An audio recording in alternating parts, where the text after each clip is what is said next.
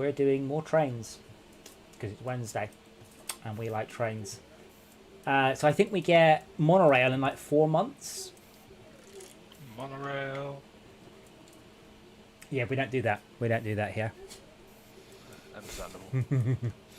So we can start to upgrade some of the more profitable trains. Well, I say that, but I think I still have a lot of fixing of... Oh no, Moon Tower. Right, what do you mean you can't find a path? I can see one. Where are you trying to get to?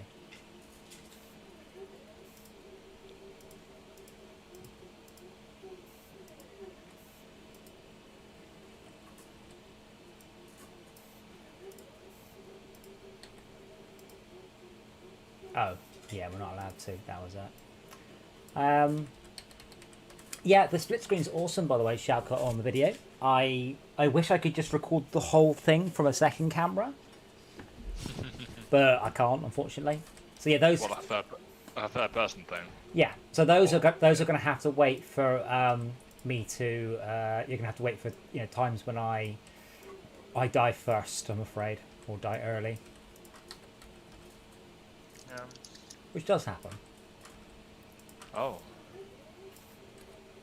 A lot of it is fishing for opportunities. Can't prepare for everything unless we go for full staging. Well, no, well,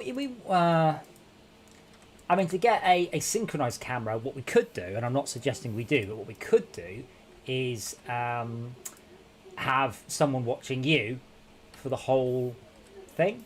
I mean, that's what they do with Fail Race. So they actually have people recording just from all of the camera views, and then they can splice it together afterwards. They don't always, because it's quite a lot of effort, but they can technically do that, and it's really cool. Oh, my first print is just finished on my new printer. God damn.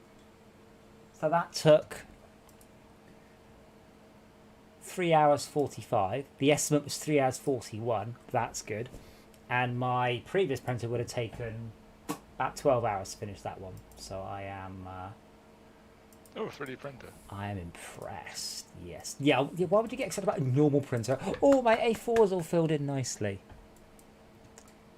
Explain. No longer accept mail. Technically, in like 30 years, someone might think that about 3D printers. To be fair, having dealt with printers a lot in my life, I do still get a little bit excited when printers finish because they don't fuck up, yeah. Oh dear. It just boggles. Wait, why aren't you going down there, you piece of shit? All right. Well, I'm going to do this temporarily, Mr. Train, but I'm going to do it under duress.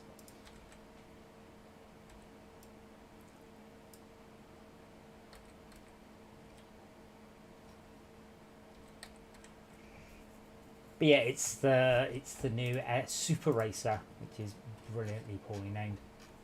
And I've had Delta printers, and this is the new Delta printer from the company that have done the... What the... Oh, don't forget, Schalke, it's a new day, so we should start off by building electrical rails, not railways. Very important. Whoops. There's an electrified rail somewhere. Yeah, I just built some. And I'm here watching the train going, what are you doing? It's all solved now. Okay, we can now do monorail. Shut up, Brett. Monorail. No, I said... Okay, so we sorted by profit last year. Our most profitable train is definitely not Handegg Teoff. It is Coltrane 2. So what I'll do is I will start making lines in parallel for that. And then hopefully that gives us a backbone to... Oh, the Homer's power station is our most profitable. Wow. Wait, so the Mines of Moria to Homer's power station is our most profitable line. Is that surprising? It's the most profitable, like 200,000 a year.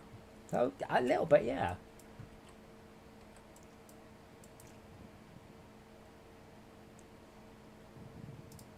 Even more so, because I can't find it. There we go.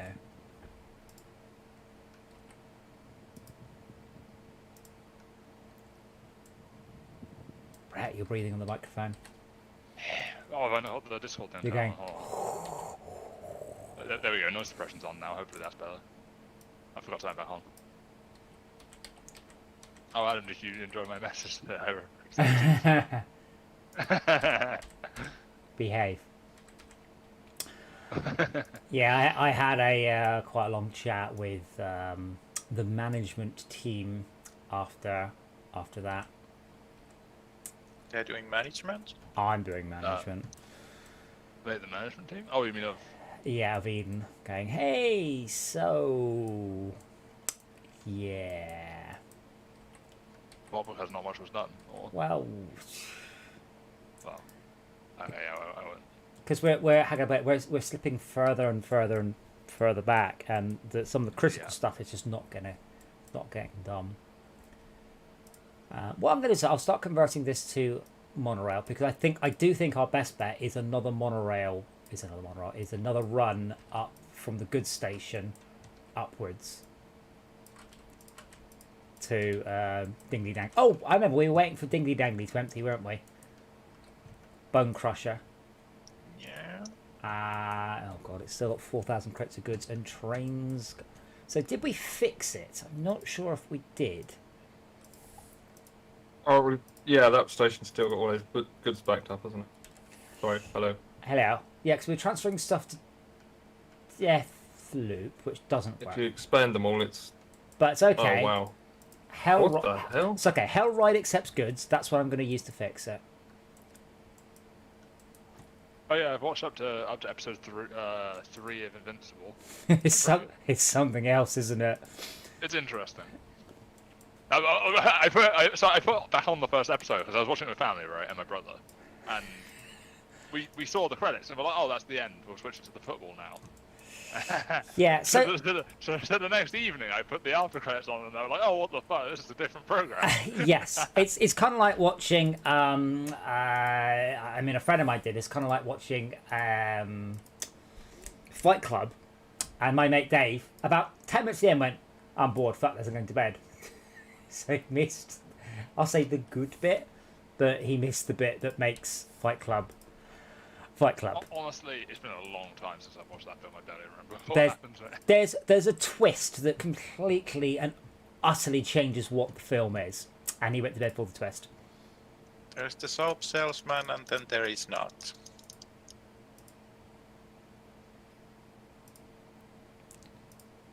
Sorry, I was not supposed to give out death spoilers. Does that remind you now, Brett? What, sorry? Does that remind you? Club. The Fight Club. There's the soap salesman, and then there's not. I think so, yeah. It's been a very long time since I've watched that film. I was probably like 12 when I last watched it. You were 12 when you watched Fight Club? How old was that film? Like... No, I don't think it's that. I'm pretty sure it's an 18. Oh, probably Yeah, not. that was kids today. Yeah. All them days. That's Wasn't. what annoys me. You see kids playing on tablets and the games like Gore and Spooge and things on it, and you're like, "But this game isn't for a 5-year-old, is it?" Okay, I don't care. Yeah. It was probably more into my teens, but still. I definitely wasn't 18 when I watched it. One thing I have realised about doing this converting and trains and things is, if they're called like long goods 1, 2, 3, 4, 5, 6, and so on, when you convert them, you basically if you find and fix one long goods train, you can then delete all the other long goods ones and just replace them by cloning long goods 1. Yes. It makes life so much easier.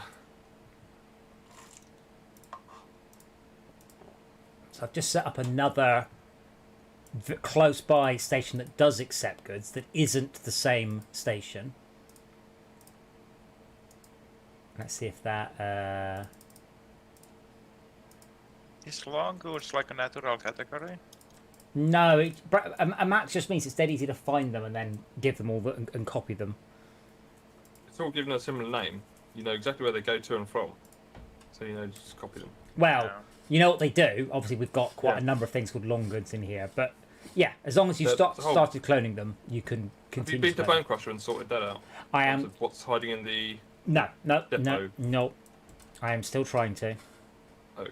So are we just leaving that, selling the trains? No, or- I've just set up a new station nearby-ish that is not the same place that accepts goods. So hopefully in a moment the game will realise that that place accepts goods. Okay. Blending Head North. Yeah, they're all Bone Crusher. Yeah, no Bone Crusher, not Blending Head North, but they're now set Oh, to. Blending Cross to the town. They're now set to any station. Oh, right. So I'm hoping that this train will arrive and pick it up. Now it says, they all say Blending Head North now, for the love of God! You wouldn't do that last week. Now you will. Blending Head North is fine. Blending Head North is about 20 feet away. That's perfect.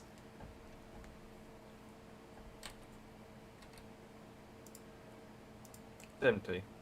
Long fixed hours. No, I just told it to go because it wasn't loading, but it arrived and then it changed where it was. So hopefully when long fixar comes in, it will pick it up. Now someone have just changed the football revolt station. This has got to be a bug. But anyway, there are 1,500 crates there for Blending Head North. Long fixar goes from Bone Crusher to Blending Head North, and it is not loading. This has got to be a bug. 3 of them are not loading. Yeah.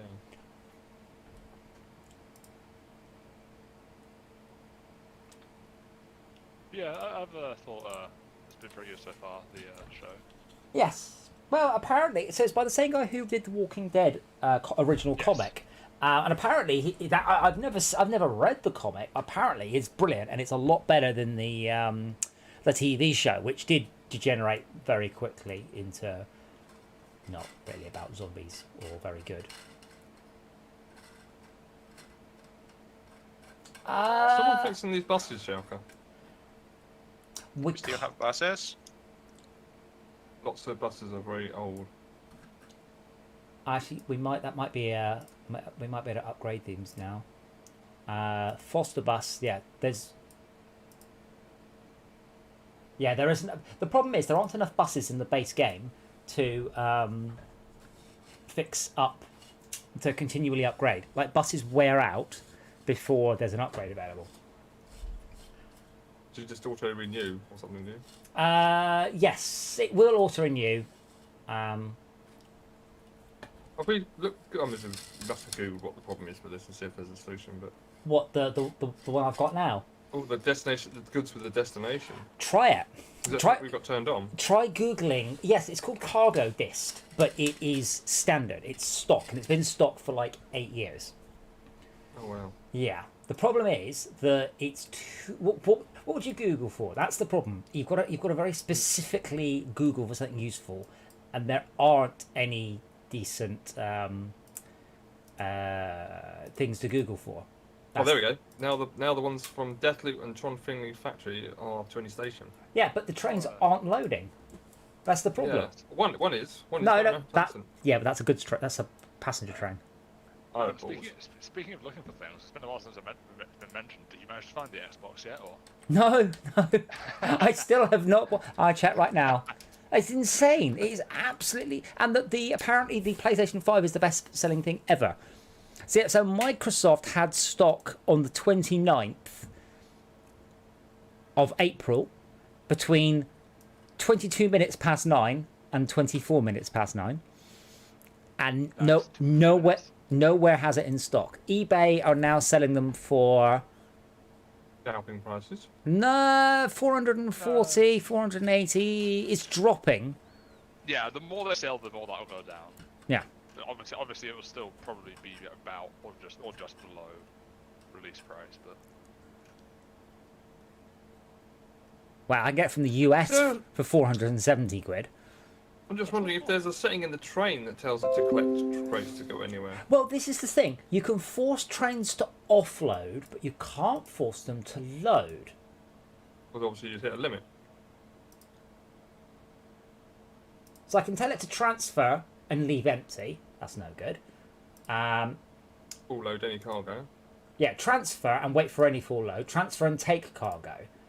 We could try transfer and take cargo. See if I could just, So, within, I just want to move it to another station. I don't care whether that station accepts it or not. I just want to move them there. Probably not to be full load any cargo on goods fish to see what it does. There's got to be some combination where it will. I mean, I would have thought. I want it to just take it regardless, pick it up even though it's wrong. Yeah. So transfer and take cargo means it just leaves empty. Okay. Trans. You can't just take stuff that isn't yours. It is mine. Well, Forcing train to take goods. Alright, complete tangent, but on my course right now, they're doing a bit on like gender and like Gamergate and shit, which is Gamergate? interesting. Yeah. Do you not know what that is? is that part of history now? I mean, it's part of game history in a way, yeah. The weird thing is, what happened with Gamergate is all of the journalists focused very, very hard on the look at these nasty people. They're saying nasty things about women, and they're like, yes, we're in any group, regardless of what they are, you always have a bunch of nasty people saying nasty things. End of. But that doesn't change. An example of that. That doesn't change the actual point of the message, which was we're not happy with corruption in journalism and gaming.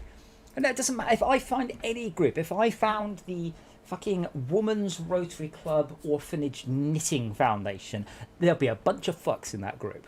Guaranteed. No matter what it is. And that's what happened here. They just focus very heavily on, look at all these fucking incels saying shit about women. I'm like, yeah, they're fucks. Anyway, about the problem. The weird thing is, I did mention this before, because they were... I can't remember the name of the lady. I want to say it wasn't Kazan McDonald. It was somebody else. Essentially, there was a lady who writes games, and she was sleeping with a bloke who works at Eurogamer. You know, that's fine. And then someone else at Eurogamer reviewed her quite frankly piece of shit game. This happens. It's because if someone said to you, "Do you know anyone who can come and talk to your university?" Your girlfriend says, "Can you find someone to come and talk to at university?" And you go, "Yeah, I know a bloke," and you could ask me. That's how it works. That's how the world works. Of course, you ask someone you know. That doesn't mean that's not corruption in the journalism industry. From what I know here, at least I'm looking back up again as we studied it recently, but my memory's not that good with names. Zoe Quinn was the first one, and then there was Anita Sarkeesian was the second one. Yeah, well, that's because Anita Sarkeesian literally puts videos up to get people angry for clickbait, and people fell for it. Like. Because I had someone, he kept linking her videos, and I was like, dude, has it not crossed your mind why she doesn't allow comments on her videos? Do you think it because her ego is fragile, or because you have to then paste it on Facebook going, look how wrong this woman is? Like, the stuff she wrote was so patently and obviously and under-researched in so many ways. And it was a Kickstarter, and she didn't deliver on most of her Kickstarter goals either, as far as I recall. She just went, oh, we'll do 10 videos, and they did 6, and went, nah, not doing it. But it was just stuff like, I can't remember what she said. Something like, no gamer's ever done this, and everyone's like, Double Dragon, 1986, I think, that Double Dragon. It's like, it's that sort of basic level of you're wrong on purpose. 94, sorry, you're wrong on purpose so that people correct you. If you want to if you want someone to tell you the answer to something, just say, don't ask, just say something wrong, and people go, actually, you'll find that. But yeah, like it's interesting when they like cover it at university and stuff like that, because like obviously the entire point of, or at least as like a discussion point, is that it's not quite as simple as like, so some people are fucks, and like like it's because she's a woman that is an issue. But that's not. It's a bit more complex than that. It shouldn't happen anyway. Yeah. Oh yeah. But people that point out because she's a woman are fucked. Yeah, I mean, this is the thing. If they were black, they'd have pointed out that. If they're Asian, pointed out that. If they were white, and young, and they'd say, "Oh, look, he's a virgin." If he's white and old, oh, look, fucking middle-aged neckbeard. It's just an easy insult. Yeah, it's the kind of people that wouldn't complain about it if it wasn't one of these minorities. I say minorities. It's not even a minority. It's like women. But no. They wouldn't necessarily have caused such a issue out of it if it wasn't. I don't know. I mean, certainly with Anita Sarkeesian, she was enormously popular, and I think that was part of it. I think anyone who gets to an enormously popular place by trashing computer games is going to have a great deal of hate.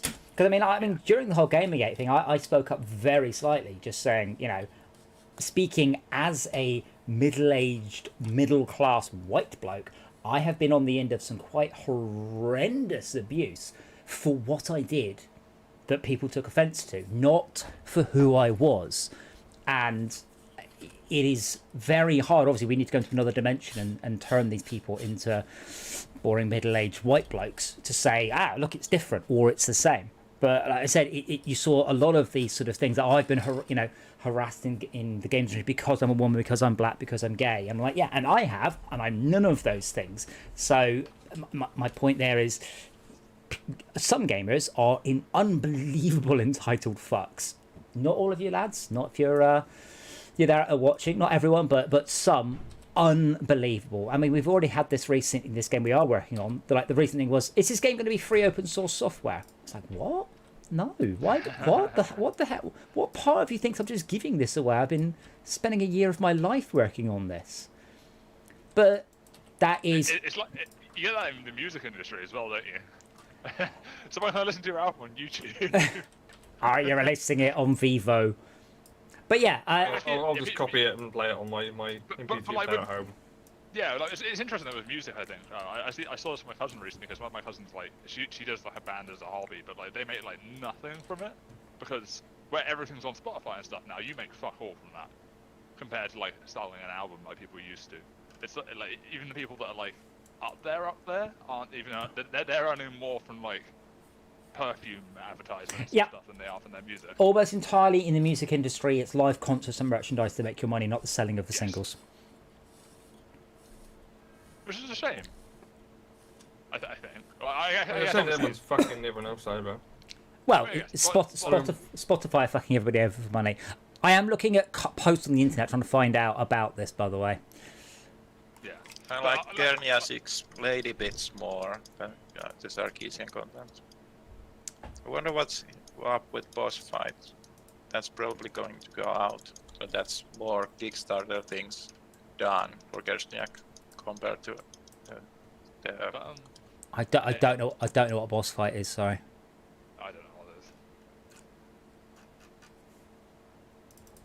But it's kind of a shame though. It's like, especially to do with like certain fields, I think, where like because the public opinion is this has to be free or easy to access. Like, I think you will end up with sort of eventually the same sort of situation with, I guess.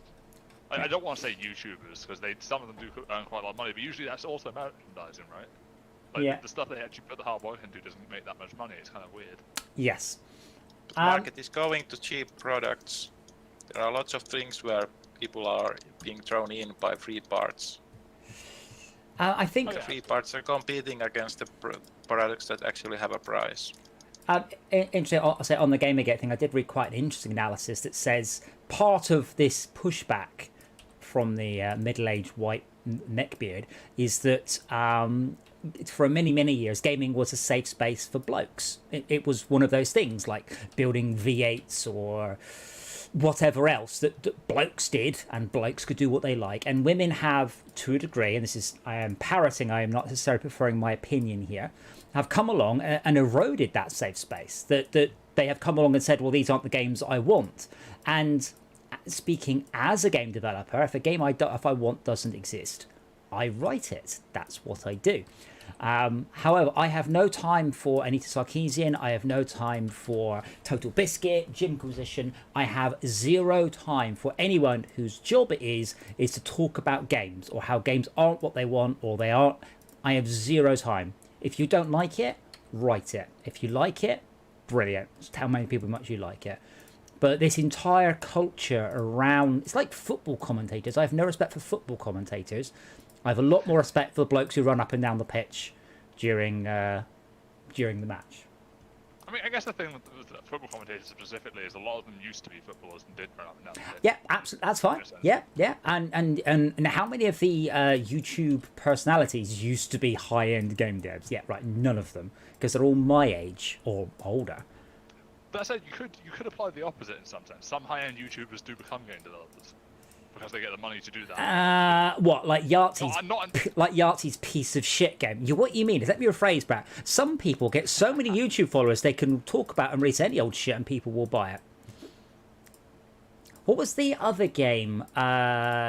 Space Cat 47, was that Zoquin's game? Oh, yeah, okay, yeah. So some of them are pretty bad. The Oxcast one was famously bad. You know? Well, I not necessarily bad, but it was. I wrote some quite an interesting blog post on that one. No, but it's just one of those. Like, was it Space Cat? I can't remember now. But the game's awful. It's not good on any level, you know. And speaking as a game developer, I will quite happily call out another person's game, and I will also point out a bunch of my games have been fucking awful. I am not. I am speaking from experience here, but they blamed the failure of their game entirely on sort of the abuse and gameplay. And I look at the game going, yeah, all right, hear me out here. Your game was shit. But yeah, I do quite like to see it when people like do get successful in something like YouTube where they didn't expect to, and then use the money to do something that they wanted to do, even if it is bad. I don't know who Jazza is, Jay, but I'm quite. Jazza? Yeah, I'm quite happy with doing what I'm doing. Thank you so much.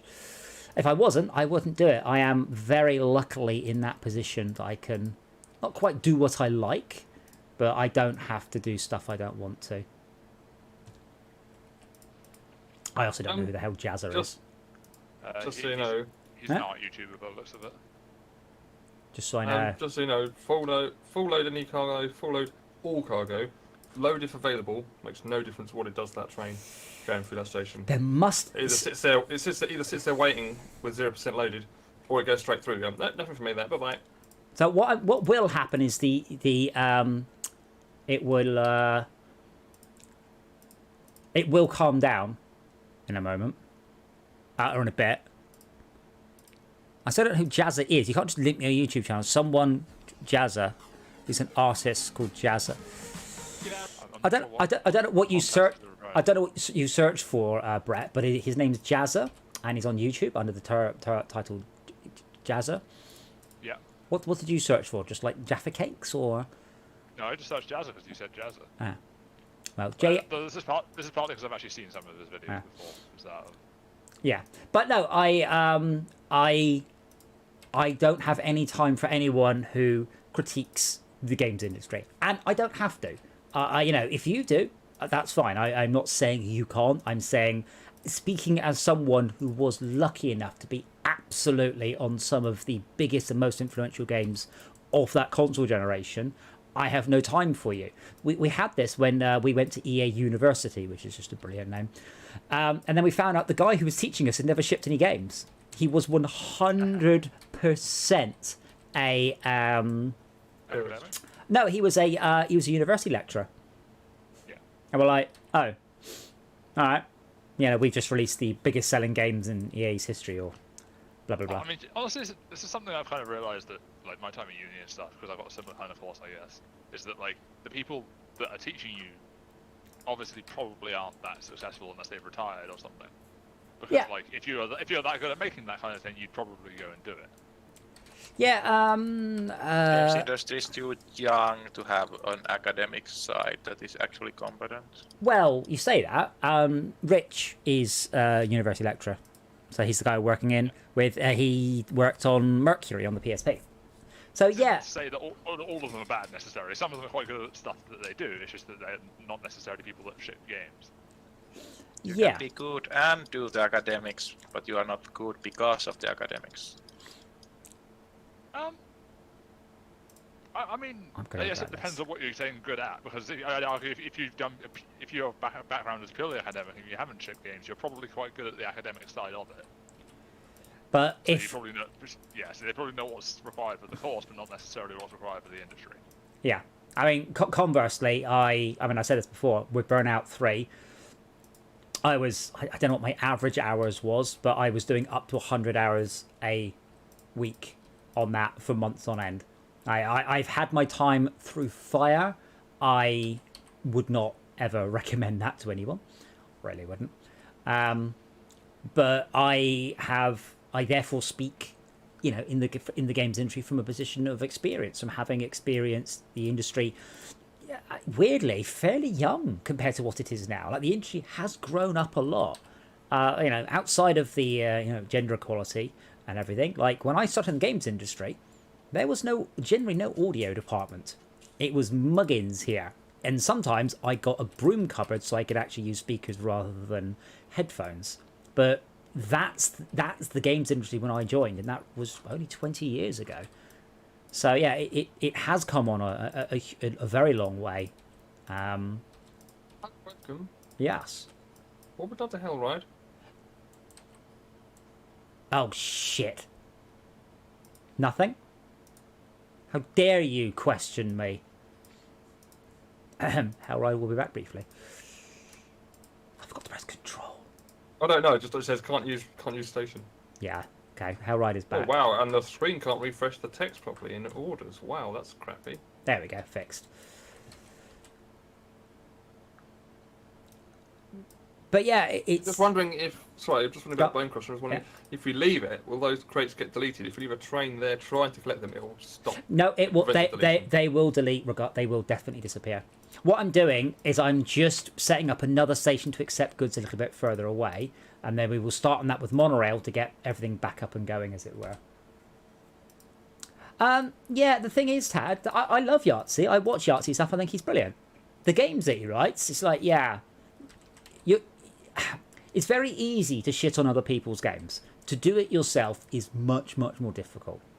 I will... Put your head up on the parapet. Yeah, I will shit on people's games, but I also have shit my own ones. I know what it's like. And I have tried to work with people before, like people who review games. I'm like, let's write a game together. We'll do everything. We'll document everything from the beginning to the end, and you'll get to see how hard it is, like how hard it really is. Because you're slagging off a particular mechanic, or you think that something's rubbish, and you'll understand why. And I think this is something that's happening in Eden. Is hopefully Ari will begin to learn. Like you kind of got to be mean to the player sometimes, because otherwise they just get through all the content too quickly. Provide a challenge. Yes. Would actually be mean. Look at the Bone Crusher station and change it from station station waiting or whatever it is to station planned. It says one crate stopping at this station, one crate to this station. What is that? Does that give us any more information? Where do you click that, sorry? You're on the station, Bone Crusher, click it, Oh yeah, yeah. expand all the details, and then go from station plan to station plan from whatever the default was, station That- waiting. I wonder if we could... One crate to the station from where? I don't know. I don't know what that is. Oh, that'll be the trains you've got in the depot, I guess. That's Maybe. I've never clicked that before. That's really interesting. What's in between station waiting and a mount waiting? I wonder. Oh, mount. Oh no, I can't tell. Adam, so this is actually kind of what you were just saying is kind of something I've also been looking at on my course recently. Like we've been doing, like every week they give us like some like books to read into, like chapters and stuff from different theorists and stuff. And I keep saying stuff, don't I? Fuck. Yeah. One we looked at recently was to do with like the idea of like difficulty and stuff, and what And I stuff. guess like the short and stuff. But the short sort of form of this kind of idea is something that they've like essentially called flow, which is like the concept of if something is too easy, they'll become not engaged in it, and if it's too hard, the same can also happen. You sort of need to like ride some sort of line in the middle, Yes. where it's like challenging enough that they want to keep playing. Yeah. Essentially, like dopamine and shit. But Yeah, I mean, I hold this up as the epitome of game design, but Doom is astounding for this. Because Doom will just have bits where you just chew through hordes of demons. You are massacring them, and then suddenly it brings you right back to Earth with a bump. And you're like, oh, these are hard. And it's that sort of thing. It's not just you aren't just Mr. Invincible Demon Slayer, because that will get boring. Yes. Like, but the thing is like that's a really simple concept to describe, but it's a lot harder to actually make that. Oh yeah. Oh, see, yeah. it's what if you talk about Skinner boxes and you just go and you reward people and they feel good, blah blah blah blah blah. So I saw a post. I was after a terrorist attack in Germany, and it was something like Europe will stand fast against the terrorists, blah blah blah blah, something like that. And someone goes, yes, but how does this transfer into actual terms of policy? And it's the same thing. It's very easy to say we will have ultra satisfying combat. Like, Yeah. what exactly do you, not even what do you mean by that, but how? What happens that make... How are you going to achieve that? Yeah. Yes, and that's a very, very hard question to answer.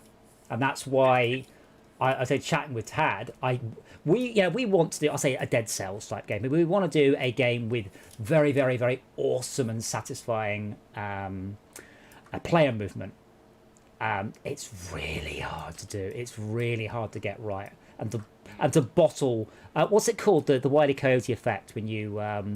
the character can jump in the air like for a couple of pixels after leaving the platform. Time? Yeah, it's called Coyote Time. Coyote time. It's called Coyote time, is it? Yeah. For It's that exact reason. yeah, it's stuff like that. It's so hard to tune and to get right, and it takes so much time. And it's the difference between a bad game and a good game.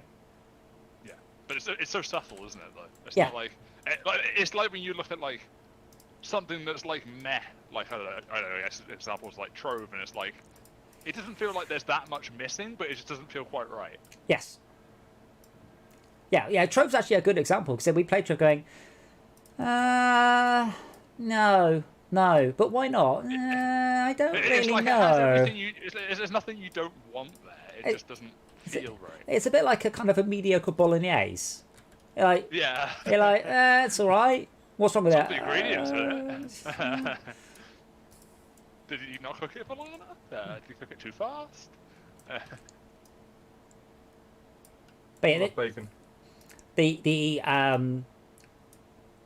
writing programs is to a degree both an art and a science, and computer games even more so, because to a degree you are creating art. I don't know what Roger Ebert says, but fun is such an ephemeral concept that it is extremely difficult to nail down. Who cares? You and Tal ever do want to make that kind of thing. Let me know, because that's actually on my list of things I want to try and make. I did make one. It's pretty good. I'll give you access to the SVM once we've got the other two games out. We said we'd ship. Yeah. So basically, I did Dungeon Defenders only with no towers. So there's hordes of mobs coming you in. mentioned that, didn't you? Yeah, Yeah. that was recent. And it's quite cool. I did it all using Unity's static lighting system, because I need to experiment with that. But there's actually quite a complex set of wall running and double jumping and the thing. What's it when you double jump up the chimney? You know, like left and right, left and right, left and right, left. Oh, Okay. like a Walk it, climb, walk- sort of. Yeah, walk it. Jump. Yeah, wall climb. it, that one. Walk climb. Yeah, you guys know what I mean. But yeah, I had all of that. But then the next bit was combat. A lot of it's animation controllers. Oh my god, just so long. Fuck you, game. So yeah, I would like to write one. The problem with them is that they are difficult to get right, and as I have discovered many a time, Todd and I would get to the point where we're like, cool, this game is done. What else needs to be done? All we need to do now is make a whole bunch of levels, or a whole bunch of level sometimes. Yeah. And Like I guess like on my list of things to do at some point is I wanted to make like a game that's like either sort of Dead Cellsy or like a bit like Celeste, just this really satisfying like game that you can just hand to someone and say do this as fast as you can. Because those games like they're really satisfying to watch to me. I don't know why. I don't know Celeste. I know the name. I know the logo. But I can't remember it. Mountain and the strawberries. And then a shadow. oh, the one and the shadow and the strawberries. Yes, of course. Yeah, I've Yes. not. I've That game's no, great. no, I've you no should idea. try it if you get the chance. But it's Sorry, did you just? Platforming. Sorry, did you just say indie platformer? I'm sorry. It is an indie platformer. I mean, it's Dead Cells not technically. Yeah, but indie Kind of. It's a Castlevania, so yeah, it's sort of. To be fair, there's a whole ton of crap ass of Castlevanias. Oh, absolutely. Like the issue with that kind of genre and also platformers is there's so many of them. Yeah. You have to basically make it perfect for it to like sell.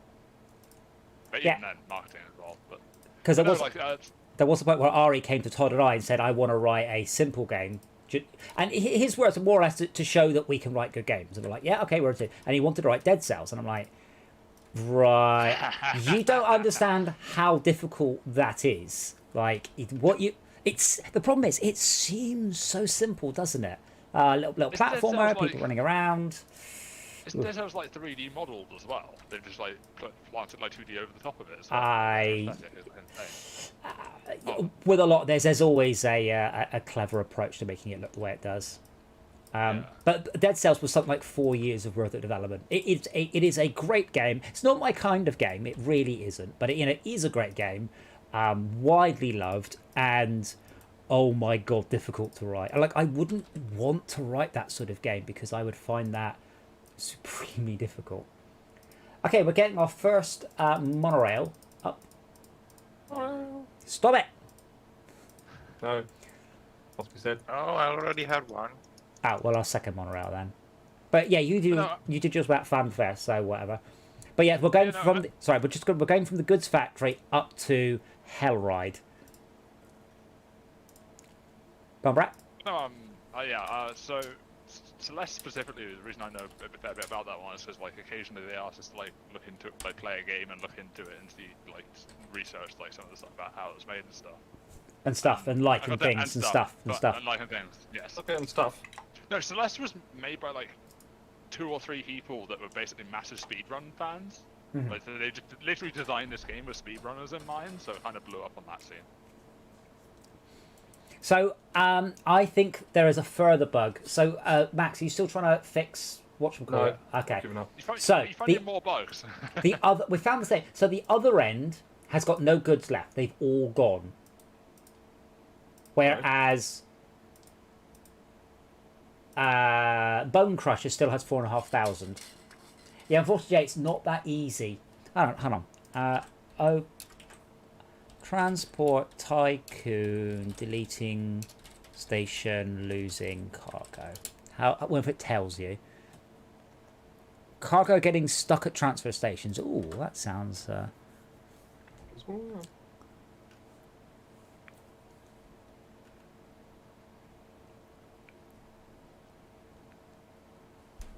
Oh, here we go. I found I found the thing I was talking about Dead Cells is they 3D modelled everything in the game and then turned it into 2D.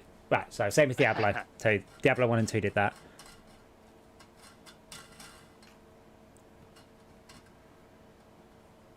Oh, so that's a different issue.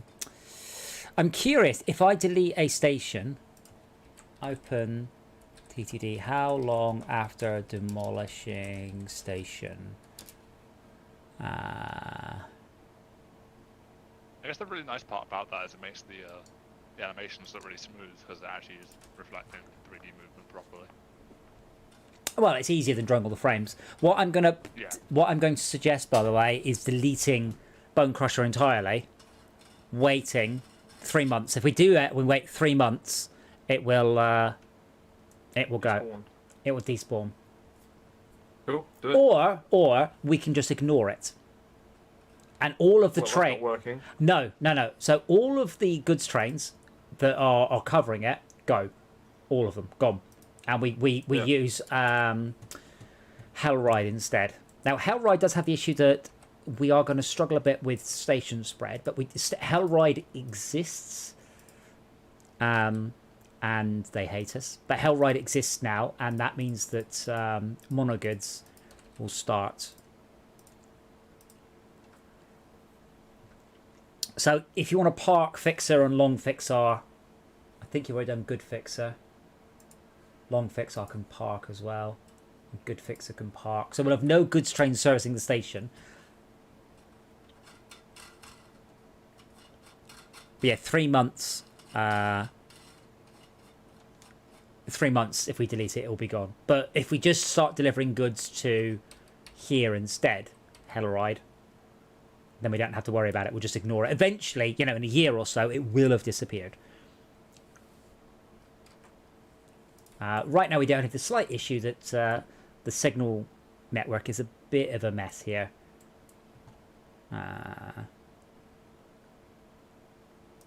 Just been trying to tidy it up a little bit. But then I guess we are going to move into monorail, but we've got a maybe put some signposts up. Well, here you go. And this one you might have not seen before. Apparently, Dead Cells was made based on this game jam game that the developers made a few months prior called Scarecrow. There's a little video clip of it in that link I put.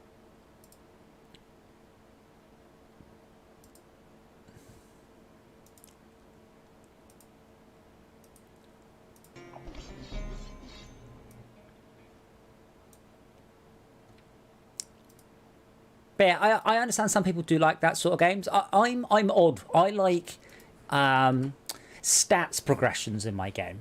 I don't really care about story as a rule. That's fair. But I do like Or to see reversed. my character improve, or whatever, improve in the gameplay in some way, shape, or form. Yeah, you probably wouldn't slice less than it doesn't really have that.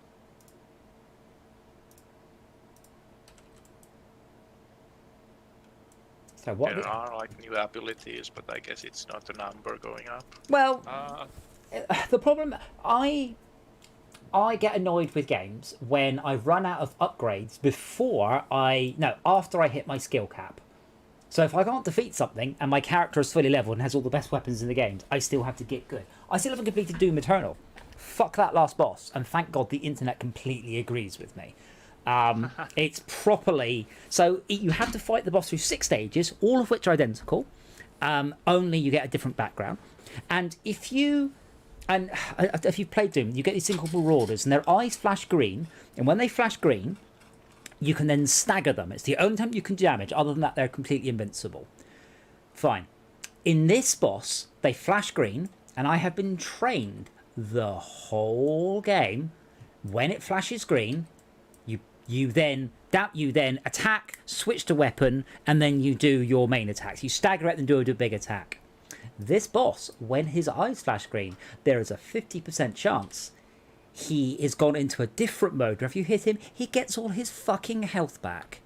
So you could be chipping away at this boss. It's not hard. I can run him around in circles for ages going, okay, but one misclick, bang, he's back to full health. And then I just went, fuck this, and just watched the end of the sequence on YouTube.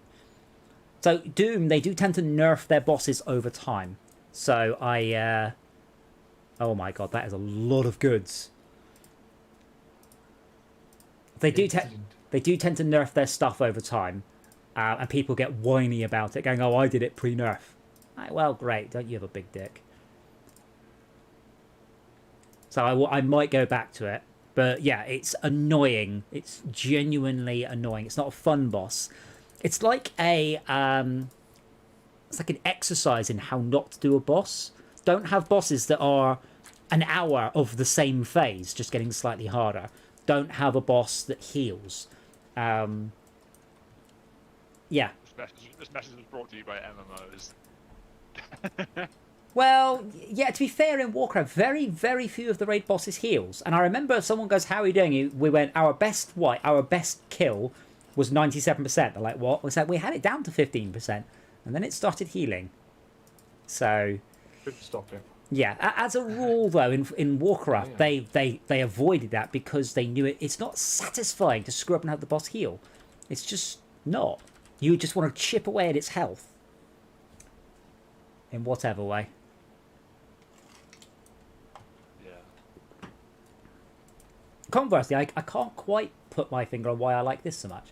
I think it's because I just like watching stuff do things at my behest.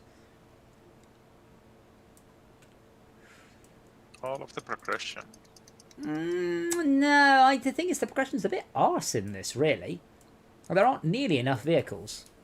I mean, it explains a lot about why you made Nomancer and Tactics Forever, doesn't it? Yes, infinite. Nomancer, my god. When you get to the highest level of Nomancer, it's insanity, and I love it.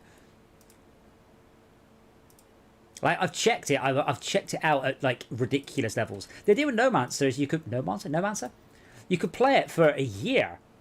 Like, you just don't run out of upgrade levels, and they get very, very hard and a lot of cash. It gets very grindy, but never at any point do you just run out of stats or skills going, all right, yeah, cool, now I'm just going to amass money forever. And I like that. Oh, Shaka, man, you need to stop doing these 90-degree corners. They will murder your train's speeds. Broad corners like a real train.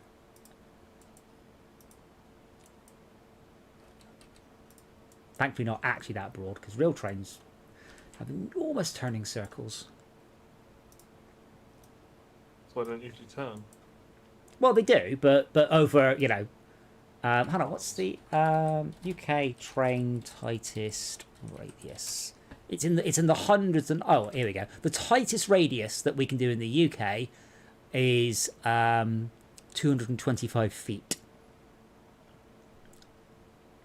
Apparently we've got one that's tighter than that, but trains have to go around it really, really, really slowly. But yeah, that's the minimum radius is in the hundreds of feet. And that's bad, you know, you want to always try and do wide ones. Right, let me try and fix this up a bit.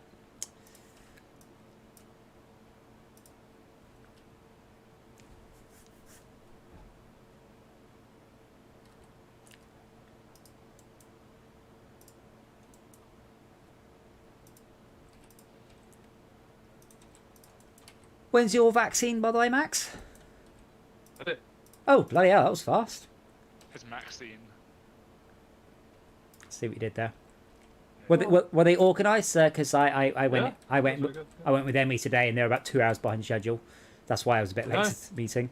Yeah, awesome. Really well organised. Straight in, Okay. straight out. Well, not straight in, straight out. But, yeah, it was a minimal amount of time waiting. It's good. Been a bit rough today though. Achy. You know, I got a flu. Yeah. Oh, yeah. Oh, I felt. All that shit. Yeah, it varies. I mean, I felt properly horrible for 24 hours. All I did is I just got a bunch of hot chocolate and drinks and chocolate, and then just sat up in my on my beanbag in my film room, just watching films. So I didn't even want to play computer games. I just sat there the whole day going. "Ugh." For you, I had to do work. Well, you are allowed to call in sick. That's the thing. Do you get Yeah, paid? when I've got two really important customers I have to do meetings with. Do you get paid sick time at your place? Because some places, I do, yeah. some places don't. Like sick time counts as time off. It's only when you're ill for 3 days or something. It starts to count as statutory sick pay. I've never had that, and know where I work, but I would. I think I'd have rioted. Or like, I'll come into work ill then. Is that what you really want? No, you don't. That sounds like it could be a legal trouble. Well, no, that's the UK thing. We have statutory sick pay. So after 3 days of being sick, you are then paid a fairly minimal amount of money. But the company does not have to offer you any number of sick days. And I know why, because when I was younger, I used to work with a bloke who was not so young, and we've got 3 days of sick day. It's not like 3 days of sick leave a month, something like that. And he was ill for 3 days a month. And he pointed out, if you're not doing this, you're basically giving them free money. So he abused it. And I suspect that's partly why it's a bit less. If nothing else, as a company, it costs you less money. Someone's not there. You're not paying them not to be there. Okay, so I just made 5 monorail trains, cloned them, Monorail.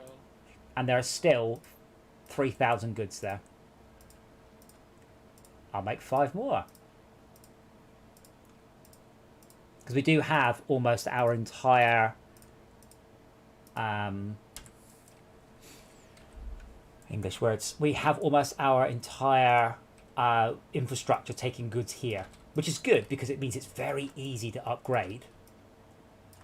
Lots of Wonga. Well, it just means that you can improve the amount of stuff coming in, and that will inherently improve the amount of stuff going out. Are we using grouped orders by any chance? No, that's where you can give the same order to a bunch of trains, isn't it? I've not done that. Yeah. I don't know how to do it either, but I think in future I'd like to know how to do that.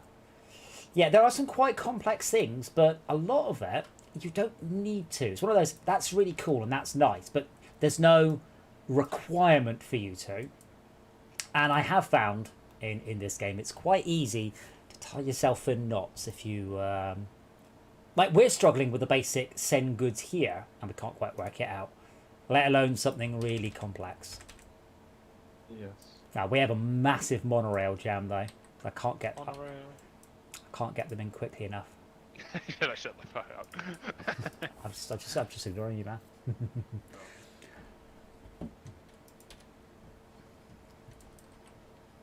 What is that Richard shared in the PR chat, by the way? Is that just like? Oh, is it your mum's new OnlyFans? Yeah. I guess that is a noise map for something. And that's the other thing. Rich is getting a lot better at what he's doing, but he needed to start this so long ago. He really, really, really did. Not noise maps, or just general. Just general, Sharing. general. No, not sharing. Just in general, he needed to be doing this 6 months ago. Not his fault. We should have had him here 6 months ago. Weird. Like we needed him doing what he's doing a long way back.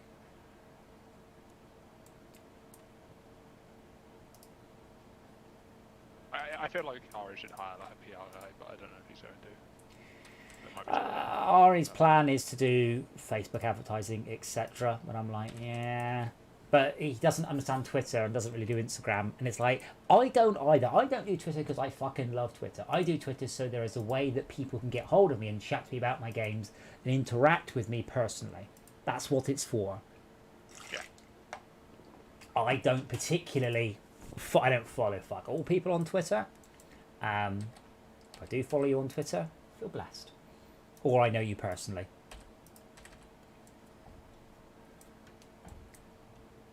Reasonable. What's our ratings?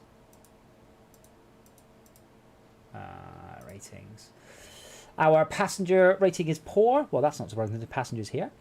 Wait, why are there 700 passengers here anyway? And our oil rating is mediocre. Anyway, so we now have a fast monorail system around in a big loop, all the way up to here and back down to there. Now, do you like me enough to let me build it? Yeah, you love me really. I should unfollow you on Twitter. You're not following me. I don't know. Remember, mine's not a personal account. So one. I know it's not. It's something, I think it's referred to as your clout score. So it's effectively the ratio of things that you follow compared to who follows you. So Twitter accounts, like my Twitter account's worth quite a lot of money. I don't know who the fuck would buy it, but it is worth quite a lot of money because I've got... Is it? Yeah, it's because of my ratio of followers. 5,000. Yeah, I've got 5,000 followers and I follow like 20 people. So there are people with millions of followers because they do a follow back. Those aren't worth fuck all. Yeah. But yeah, it surprises me how many people get my tweets and don't. Occasionally my Twitter follower number drops enormously as they do a big purge of bots.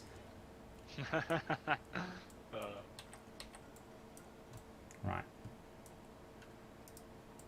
Hey, we're down 1,000 goods, Max. 3,300. Right. But you can pretty much sell all those goods trains. I won't be reinstating them. I've got a new system made of a single tracked vehicle. I shall bin them all happily. Oh, fuck you, train. I demolished the exit, and I was going to demolish the entry, and the train just drove in. Someone on my Twitter just got racist comments directed at them in a game because they had a Mulan profile picture. What? I don't know.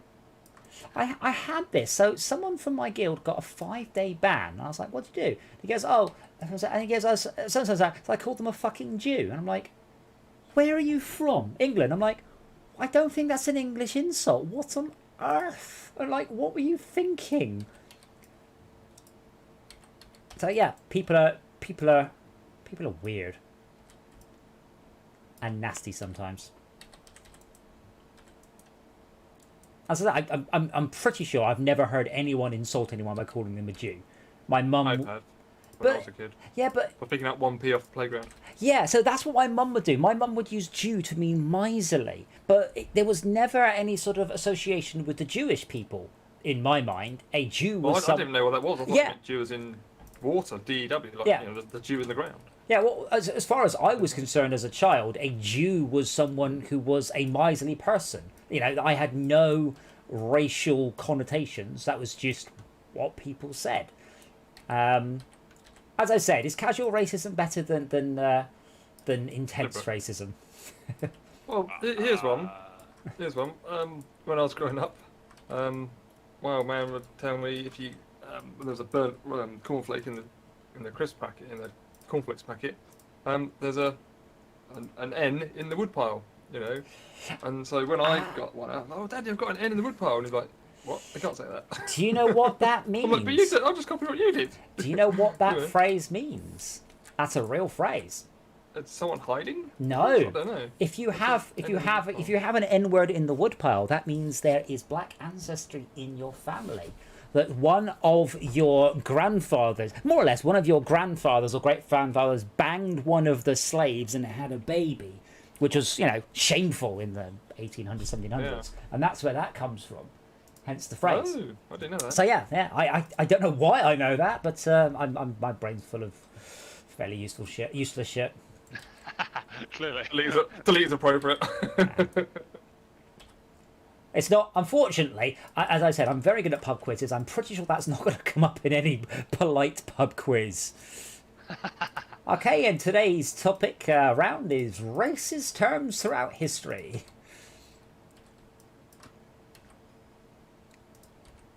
I guess it's very violent in that if the ethnic association is broken, then it's like erasing the race from the history. Well, in this case, I mean, Max was taught the expression wrongly. It's not about a black person hiding a bunch of white people. It's nothing to do with that. So it's like that was an utter misuse of the term, offensive or not. That was just not what it means. So yeah, you end up with that situation where, like gollywogs, I had no concept. People felt that gollywogs were a racist caricature of African people. I thought gollywogs were just a thing, just some sort of mythical creature. Like it never crossed my mind. I'm vaguely associated with jam marmalade for some reason. It never crossed specifically. Yeah, Very but collectible. but never crossed. Well, it's because they're banned. But it never crossed my mind it had anything to do with black people. There was zero link in my head about that. I've got. Oh, man collected all of them. You summoned Tad by talking about black people. And now, the power of summoning. Oh, I missed out. What happened? We were just talking about old racist terms that don't apply anymore because no one has a clue what they're talking about. Yeah, and Tad Fair joined. I was like, ooh, perfect time. I mean, I did remember there. the hoo-ha about the Christmas song "Baby It's Cold Outside," because Oh yeah. through modern eyes, it sounds like the bloke is trying to get the lady drunk so he can bang her. And it was written in the 20s and 30s, and it's not. In the 20s and 30s, it was not acceptable for a woman to choose to stay over. No ifs, no buts. Absolutely not. But this song was her going, oh, well, if I have a drink, then I won't be able to go, and, it's a bit cold. And she was essentially trying to find excuses why she could stay and have sex with this bloke. But through modern eyes, it really comes across as a bit fucking creepy from the bloke. But it's not. That's whatever you feel about what it means, that's not what it means. Like, it's just not. It's just, it's one of those. And they were trying to ban it, and then, people who actually listen to the music from 20s, 30s and 40s and who have examined it and understand that, the very different linguistics there have gone, yes, that's not what it means at all. But what would happen if, say, the word had the N word in it and was perfectly acceptable when it's first released, and then over time it's become less and less acceptable? Yeah, you know? I mean, Rap music. well, no, Dan Busters is the big one there. Yeah, the dog. Yeah, because the dog was a black dog, Black Labrador. and I think he even had a grave. Yeah. I love the Wikipedia disambiguation. N-word brackets dog. Yeah. A specific page for it. I was curious because I seem to recall there was something about until July fucking 2020. he had his own grave, and they've got rid of the grave now because of the name of the dog. In American versions of the film, by the way, they call the dog Trigger. But it's a real But it's still story. making the same words. Still making the same shape with his mouth, I bet. Oh yeah, it's close enough. But my point is with that one, that's a real person. It's a real animal. That's what it was called. That was the name of the dog who died in 1943. But that was it. It was a... it's that I don't agree with under any circumstances. At that point, you are genuinely editing history because it's offensive, and that is bad. Like, with the Muppet Show, with the changes they made to the Muppet Show, like there was a lot of backlash, and I've watched most of the Muppet Show on Disney Plus. You watching some of it, going, "Holy shit! Yeah, okay, yeah, I can see. Wow, all right then, yeah, all right, yeah. This isn't just haha. We are. It's not just it's not racism as such. It's just old ethnic stereotypes. Accidental racism. Yeah, well, there is a difference between racism and stereotyping. Like, racism is where you specifically you hold a belief out someone generally in a negative light, and stereotyping are white men can't jump, whether or not it is true. But a lot of the old Muppet Show, it was just lazy caricaturing because, like, if I was going to caricature a Mexican man, I'm not going to have like a deep and subtle insight into the Mexican things. I'll go, give the bloke a hat, have him have a siesta and eat tacos. There we go. Because it's a British bloke. Well, they all wear bowler hats and things. It's that sort of thing. It's the Muppet Show. It wasn't trying to be a delicate social commentary. They needed a Mexican or a British bloke or an Asian bloke or whatever they needed for the particular skit, and they just do a fairly basic caricature, because that was what it was. Where is the I was actually on the Reddit about this, because I was like, for some reason I was one of the first people to actually watch it, and I was actually saying, because what was I say, one of the ones we couldn't work. This is the weird thing. We couldn't work out why it was censored. That was the problem. So you've got this issue that it's saying, "Oh, we need to learn from the mistakes of the past." Great, and I'm like, I'm watching this, going, I don't know what the mistake of the past was. So one of them, I think, it was the only thing we've worked out is the John Cleese episode refers to a pirate who keeps hold of his money called Long John Silverstein, which is A, quite a good pun, and B, vaguely alluding to him being a Jew and miserly and so on and so on and so on. But we don't know. That's the silly thing. We're looking at this going, is that what the problem was? Is it something else? Am I now desperately looking up for things that are offensive, even though I might be wrong? A lot of them were for smoking use, and in some cases, just one of them is just absolutely blatantly stoned off their fucking tits. They're so out of it. Adam, I guess when you're talking about... Oh, sorry, for sure. Rutherford factory has an export problem. Only 3 monorail things, and there are more than 3 that they can load at the same time. Sorry, is this my food? Yeah, so Rutherford factory has an issue that a lot of the goods there are due for other stations, so that will hopefully disappear over time. Gonna just forward them meanwhile. How? Just making them pass that, so that the other trains can enter. Wait. Oh, you're using that as well? What for? Planning for export, to have meat and powder. So you're taking stuff to the Yeah. I mean, are you upgrading an existing one? Upgrading? Like the existing railway network. No. Are you making new network? You're making a new one? Okay. Yeah, that's fine. I hadn't really planned on expanding this one at this point because I'm still waiting for it to stop trying to send stuff to the wrong place. Annoyingly. But you can just, I mean, I can convert you a new line for the moment, but the monorail won't, they won't go into.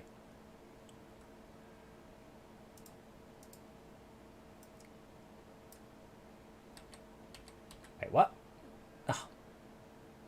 Bugger.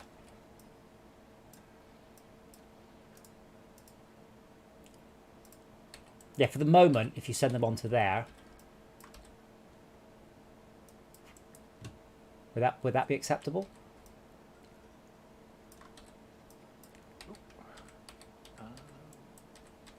Does that work for you, Arshalka? Yeah. Because the other stuff is just a loop in and out. But if we keep them separate, they won't be able to go in there. Eventually, we'll need a proper in and out. But I'm waiting for Footing for Factory to stop generating fucking crates for places we don't service. In fact, I might even turn off cargo discs for goods. I like it for passengers.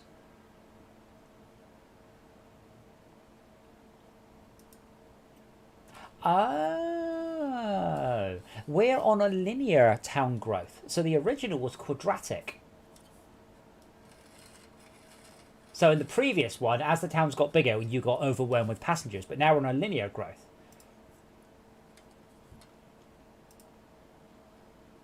That's better.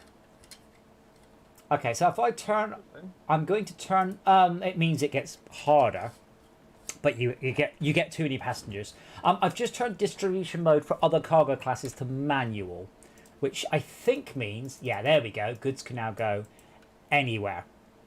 They have no destination. That's gone. Passengers have destinations. Goods don't.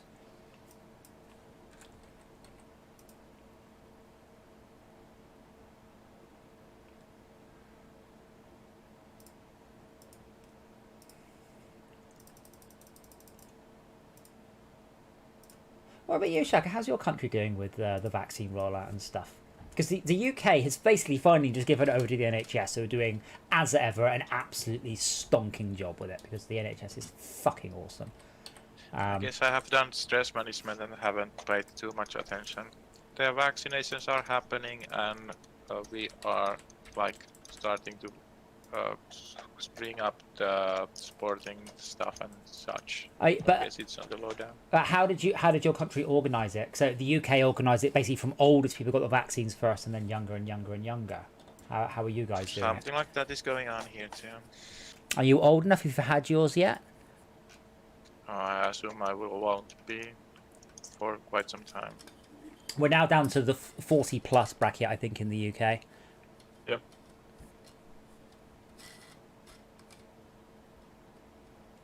Okay, so I wonder if we can now. Yeah, all the mail's gone from Bone Crusher. All the goods. We fixed it. So I know what the problem was. I just don't know why I couldn't make the problem go away. Story of my life, that is. I am unrelated. I am excited about new Wreckfest content this week. I don't know what's in the patch. There's a new level, a new pack of cars. No fixes to any of the issues we're having, but, you know, can't have everything, I guess.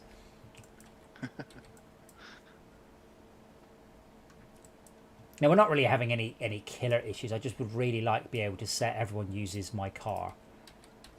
Because stock racing is, to a great degree, the most fun.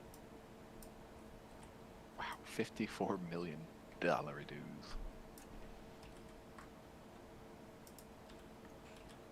You know, Australia's trying to change their money name to $2 dues. I don't believe you. Yes. The government's not having any of that. Well, hold on. If the government aren't having any of it, who is? The people that keep signing the petition. Okay. There is a change.org progression. Yeah, the repeated one. Apparently, yes, but it's a bit like Texas. Literally every time an election happens, they try and secede.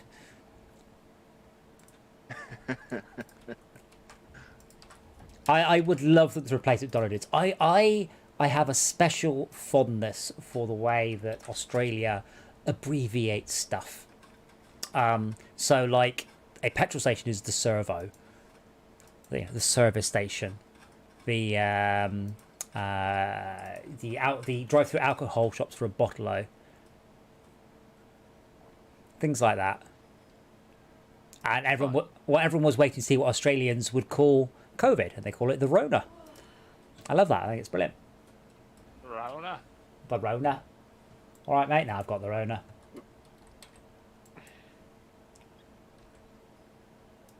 So we're slowly changing everything to run off of monorail. Monorail. The way I'm doing Yeah, it there it is if it is a profitable route, I am basically building a second route so I can retire the old one. You can. The problem is that our network, if you've made your entire network out of discrete loops, then no, nothing from Brett. Okay, if you make your entire network out of discrete loops, it's easy because Sorry, you I can missed just what you said, what? loops. I just said loops. Loops. With The numlaut. give me the loops.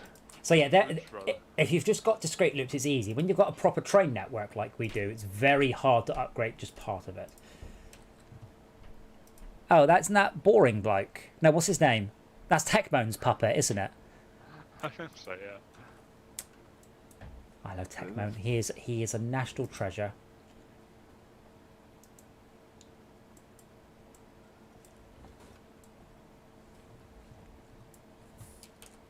But yeah, I've started to upgrade. Max, have you got rid of all those goods trains that were Yep. awesome? Your brand new monorail, there's no excuse for breaking down. Cut that out. Cut it out. Literally, this is.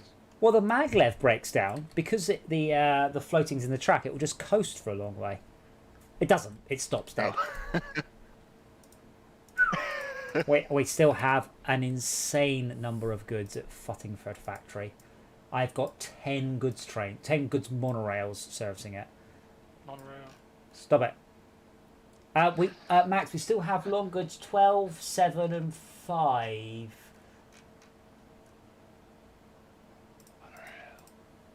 Stop that. As fun as it is. Found them.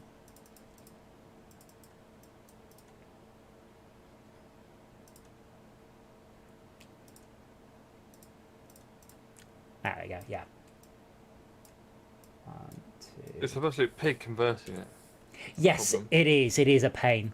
Right, remember, you do have a button to do it. In the old days, you didn't even get that button. You couldn't clone orders. So it is a pain. Wow. Yeah, it is a pain. It's a lot less of a pain than it used to be. Wow. Oh, that's a lot of passengers at Bone Crusher. But all the goods are gone. Yes, I fixed it just literally a minute ago by changing the thing. Why is that pussycat eating? Oh, I see. Whoa, So we can get rid of the oh. sign that says goods issue. No, we're okay. We're good. We're good. What pussycat doing? It shouldn't be. It's looks like a Syriac video. Is he in I don't know what Syriac? that means. You've never seen Syriac? Oh, hold on.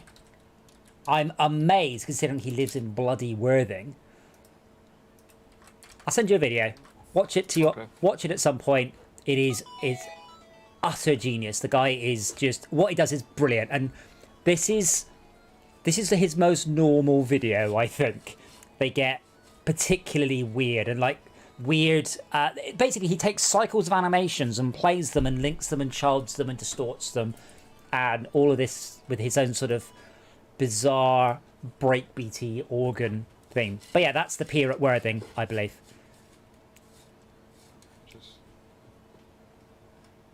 No, that's weird. But this is his least weird video by far. Yep. Oh yeah, Worthing seafront. Yeah, this Worthing. Oh, good. Oh, a teddy bear jumps out. But you can see the way he's like turning off different loops and stuff. It's just brilliant. I won't show it because I'm tired of getting copyright strikes for showing stuff. But yeah, Syriac does lots of things, and he is. Oh my. So it varies from just very cool to utterly batshit weird. The one with the sheep is just insanity. Grab the person. Grab the person. You back here. I like the AT-AT that turns up. The bear AT-AT. Got the lights. Give us a pigeon. Fantastic. So the Southern Super Station is a wild place. Is it working? Oh, it's got all sorts of stuff in it. Oh, it's well, it hasn't. It's got super duper south.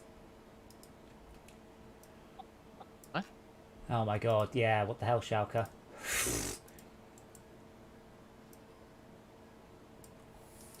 I put it to you, Schalke. Your southern superstation needs a lot more servicing.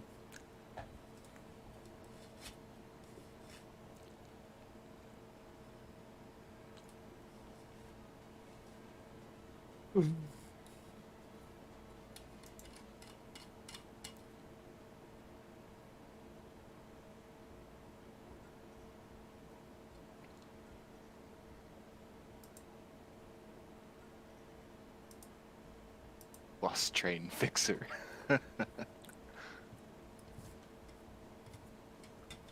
Oh, and I opened up Trout Head East for use. There's a lot of valuables and oil in there. I have just spent my time basically starting at the top of the list and then going to each town in turn, trying to fix them, trying to improve them.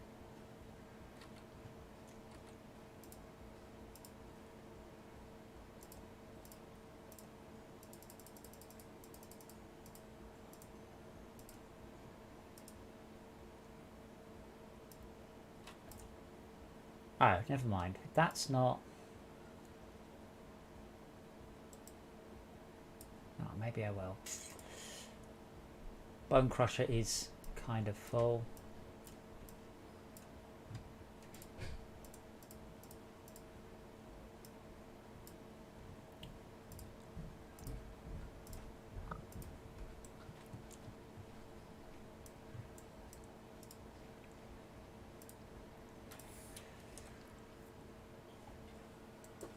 But yeah, we do want to start upgrading everything to monorail, and then again in probably a week to maglev.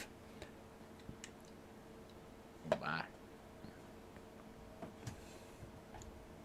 Oh, that's what my print should be cool now. I'll be back in 2 seconds. Oh, lovely. Oh wow. Good lord, that's good. They just released the big brother of the other 2 printers I've got, and it is, oh my god, fast. It's not just a bit faster, and it's sort of high quality. It's triple the speed of the fastest I can get at my old printer, so I'm super happy with that. And the finish is lovely. But yeah, it's essentially what they've done is they've designed a 3D printer with all of the super high end parts from a few years ago. So it's not a patch on $10,000 printers, but it's got a filament sensor, and the control arms are carbon fiber, like actual carbon fiber with magnetic joints, which I've never seen before. So it's a steel, well, it's a magnetic ball and a magnet in a cup, and so they sort of attach each other with a silicon sheath between them, and it means you can have very strong, extremely lightweight connections, and it's much. It's got no slop, unlike a conrod. So yeah, it's like, oh, and the effect is very light. And I haven't tried cranking the speed up. I just printed as ever, it comes with a shit spool holder. So the first thing I have to do is print a better spool holder for it. But yeah, I'm very impressed. And now I have, technically, it will replace both my other printers because it can print something 3 times as quick as either of the printers. So I don't need the other one. So now I have three printers I don't want. Well, 3 printers I've grown out of, shall we say.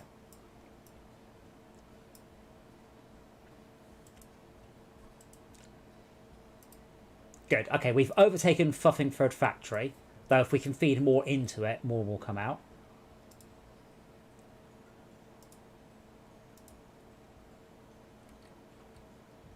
Does that sound quite... Oh. Silence, and you both speak at the same second. I was going to say, Shalka, can you set the buses to auto-renew? Or whatever. They They're getting very old. Lots of complaints about very old buses knocking around. There Uh, are do an buses. auto system for that. They should do it automatically. So we have 6 buses in a depot. We have 6 Hereford Leopard buses, by the way, that have not upgraded. I assume you've parked them in a depot. The Foster bus, there's nothing I can do about them because there's nothing to replace them with. I can send all the vehicles I for might servicing. have tried to remove a lot of them too, so that's probably mixed up.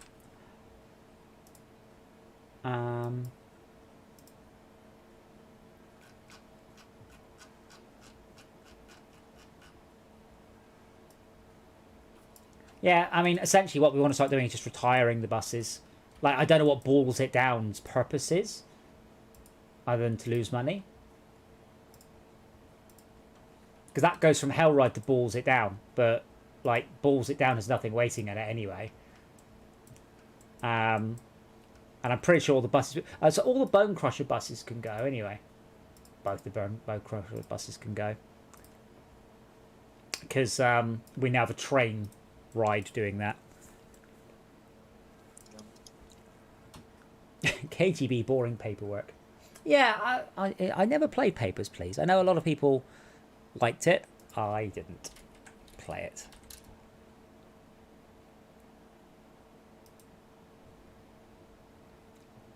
A game with both story and no progression. Ugh. Doesn't it have both? It does have both. You can actually like do well or bad on it. Like one of the goals can be that you have like a good apartment, which you get by accumulating money.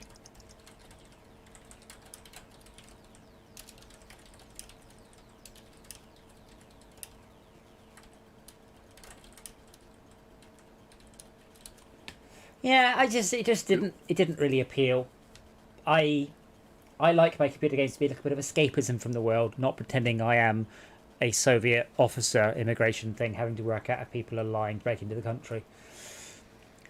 Like, I prefer to be a racing car driver or a train conductor or an astronaut or or farmer. Okay, it doesn't entirely hold up, but things that I couldn't do in reality that I would really like to, and this is definitely not one of the things I'd like to be.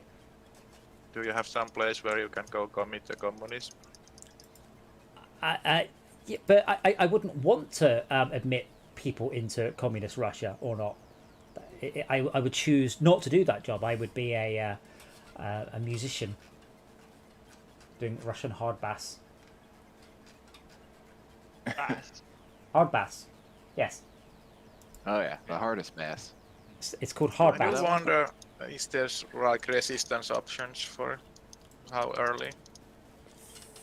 For what, sorry? I think Papers, Please is good in that there's like true choices. Some of the plot games are like that there's a big rail for the plot, and then you have a choice point at the very end. And I guess Mass Effect got very told off for having just different colored explosions for the ending choice. Yes. Yeah, I mean, Bioshock did that. Like, oh, you got ending C. I'm like, cool, I'll go watch the rest on YouTube. I'm not playing that again. I loved it. I love Bioshock. Amazing, amazing game. But I'm not going to sit there and play another 12 hours through to just get a different result. Papers, Please is good in that it like has some mechanical differences. It feels more organic. And I think like some of the additional play modes, like endless modes, depends on the story going a certain way. Chinese medicine too. With bugger, what was it? With Papers, Please. If it was VR, I probably would have played it though.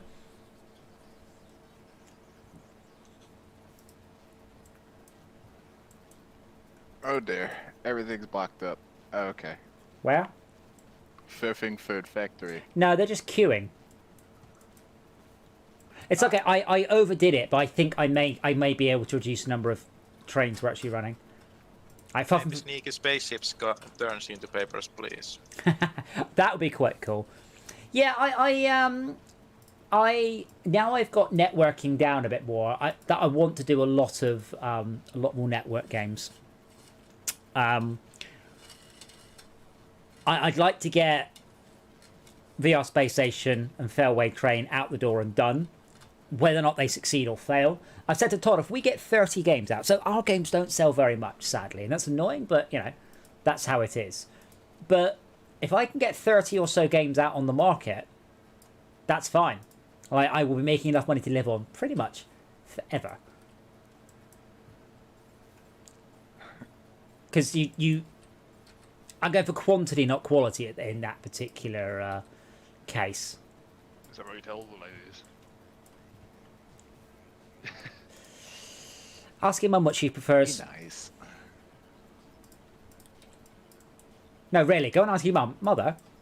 Say mother. Mother. Adam wants to know what you think about his penis. No, mother. In bed, you for quantity or quantity? Hey, more bets. Quantity or quantity? Now, what did you say? You said Quantity or quality? yeah, quantity over quality. I just like to point out, by the way, I have absolutely no truck with any of the massive fuck nuggets associated with Gamergate. I just got quite annoyed with people going, "Oh, but Gamergate, they're all sexist." Like, the sexist in it, like, it. That's the bit that annoyed me, was the sort of attempted tarring of a. Again, right, start up another movement. Don't allow any arseholes in. Call them out. I think that was a lot of it. Is that people weren't calling out the twats. Okay, you know what the fuck, dude. You know, we're here to promote professionalism in journalism, not to act like a fucking twat. Do that on your own time, preferably without our hashtags. You get the same thing with anything, you know, with BLM and everything. There's always arseholes, and you should call people out for that. The guy called Byron was particularly nasty to Indie Gamer Chick. It was a vague friend online. I just told him to get fucked. I just couldn't believe the shit that was coming out of him. I'm dead. I'm not filling my life with toxic people. I like nice people as a rule of thumb, and had, but you know, everyone has weaknesses. Appreciate that. You're welcome. Dad loves you too. No, he doesn't. It's true. Oh. Oh, all right, he does then.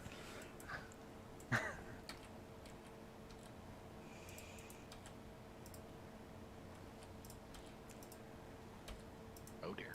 I think a lot of it is I just don't have time for negative people, and this happens so much. Like, like when people write negative reviews on Steam. I think I've written one negative review, and it was because it was the sequel to a game I really, really, really loved that wasn't a sequel. It was just a completely different game with the game's name tagged on it. So I said, you know, this isn't the sequel. Other than that, I have never cared about a game so much to go on and say, oh, you shouldn't play this. Like, get out. Don't sit at home writing negative reviews of stuff. And you get this. I say I've linked some Fortress Craft reviews before, where people have hilariously. You look at all the other reviews and you realise that all their reviews are negative. That literally they like one game. Any other game, they'll just sit there and just write negative reviews about it. Yeah. You bastards. Well, it's not quite that. They love Fortnite or whatever. Anything that's not Fortnite, they don't like. And it's a bit like if I really love drum and bass, going onto all the house music and going, this is shit, it's not drum and bass. Like, all right, thank you, but You're not offering Your point anything worthwhile here. yeah. No constructive information. But yeah, you get a lot of. I say, It's not even that it's constructive or not. it's just okay, fine. Thank you and goodbye. I don't like this. Yeah. Yeah, I can understand You were supposed to stating your stop there. opinion, but being like very passionate it about over and over, that's like not the point. More bits. If I can list one excellent thing about the Chinese version of Steam, then there's no user reviews. So it's like the Chinese government then. Way. Uh, Now, I mean, I've seen people complain about Epic having no user reviews and communities and curators. I'm like, thank fuck for that. Like, the worst thing about Steam is all of the UGC. Oh god, just like Steam Heroes. Steam Heroes is mostly negative. I like Steam Heroes. Steam Heroes is a reasonably good match 3. I'm not massively passionate about it, but it's a match 3. It's competently done. It's got some quite clever sort of meta mechanics going on. It's a competent entry in that genre. No one out there surely loves or hates match 3s enough to go writing reviews about it. What's the other game? I think it was PUBG. I think it was. PUBG's got. Let's just have a look. I think it was PUBG. So imagine here, you're at home. You own PUBG. You like it or you hate it, and you're like, you know what? I'm gonna fucking tell everyone about my opinion for PUBG. All right, fine. At what point do you not go? Wait, PUBG's no, yeah. At what point do you not go, oh, there are already 1.4 million reviews. I'm going to write my fucking review. No one gives a shit about your opinion. There's 1.4 million fucking reviews of it already. Other reviews. Yeah. Why'd you go, you know what, I'm going to do 1.40001 million. Why would you do that? Well, there could be reasons. There might be lots of people, but they are not friends to some. So the friends might care. Or somebody might be filtering the things by country or something. Yes, I'll take the country thing, sure, but after a point, not. Anyone who writes Steam reviews just for their friends, again, I refer you to get a more useful hobby. Unless you're practicing to become a journalist, like this is not. But I think that's the other thing. None of these reviews are professional reviews as well. They are reviews by some bloke. I think fair, that. sometimes I do see like friends' reviews on games, and I do even read them. Like, oh, they actually give me information about this game. That's kind of useful. Yeah, but It's not like writing a review takes a lot of time. You pay 5 minutes to write one. Is it so dangerous to spend that time that way or the other? I think my point is that a lot of the reviews are they're not critically done. They're not well done. They're just done.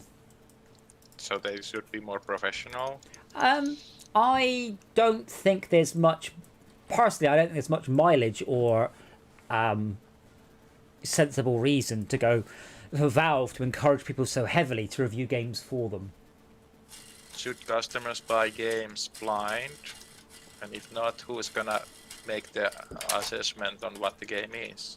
Well, this is why we have journalists reviewing computer games. Now, some of these journalists sleep with other journalists, which apparently is unacceptable to some people, but, that is the nature of humans. So, but yeah, I mean, don't get me wrong. I think the games industry as a whole, it's terrible. Because, the games, Eurogamer, for example, they don't review every game, not even 1% of games. But when a game gets popular, Valheim or whatever, they will do endless articles on it. Because that's what's popular. Because they aren't there in order to provide you with the service of reviewing the games. They're there entirely for the views. Money. Yeah. Whereas there was no concept in the old... Well, I guess there was. PlayStation 2 magazine, first exclusive review of blah or blah. But it was far and few between. Whereas nowadays, that's all game journalism is how can we get people to our website? Never understood that myself. Well, they need the hits. Isn't bandwidth expensive? Yeah, but you get more money from the adverts. So, Shauka, what's your plans with some of your I have plans now. Well, I hope so. Like New Minfingford has 2,000 people at it and one bus in nearby. Okay, this is a kind of forgotten area. I guess the little town has a metro network that could expand that way. Yeah. So I said, never ever ever is it a good plan to just slap a bus depot in the bus station in the middle of a big town. It doesn't work. It never works under any circumstances. A bus depot in the centre of town, whilst the town is small, and then a train station linked to that at the edge, on the other hand, works well. A transfer service works, but you're better off just having an actual physical train station that's remote but linked to it, and then not bothering with the buses at all. Now we don't. Oh, Yeah, we haven't got any sort. So yeah, trams are very good though. So trams are not in the base game, but they were rebalanced and they do work. You can have intra-city tram networks that are pretty good because you can put those on roads. You can put those like in line on a road. So maybe we should do it. Yeah, so after we could do a modded playthrough. I mean, the mods for this game are just huge. Part of my problem is lovely Brett went off and did all of the Terraria mod stuff. There's no way I could have put that list together because I don't know enough about it, and it takes time or familiarity with it. To be honest, I don't even know like that much about mods. I've only really played it through like once or twice on that game as well. There probably is some stuff like you suggested, like technical stuff. I did have a look. What was the Minecraft mod that I'm thinking of that I never played? Feed the Beast, that's it, yes. I never played it, but I know of it.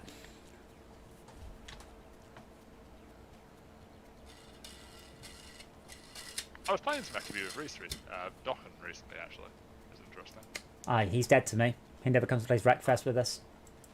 He was watching the stream the other day when we were talking about the release. Yeah, but he didn't come and play. Fuck. That's true. Yeah, no, I'm really excited about playing Wreckfest. So tomorrow we'll do Heave Ho. But I will need a couple of you around before the stream starts, just in order to tune the bandwidth settings. In what program? Steam. Ah, just you control it in Steam. That's cool. Yeah, so yeah, we're going to use Steam Remote Together Play Anywhere, whatever it's called. Steam Play Together. Like yesterday, YouTube never put up or sent out a notification No, that you started streaming. no, I didn't, because by the time, so I can't. It's going to take quite a while to tune it, and I can't really do that live on stream because tuning it is going to destroy the stream. So no one turned up early, so I couldn't do it. So I just went off and did work, and I've been putting pictures up.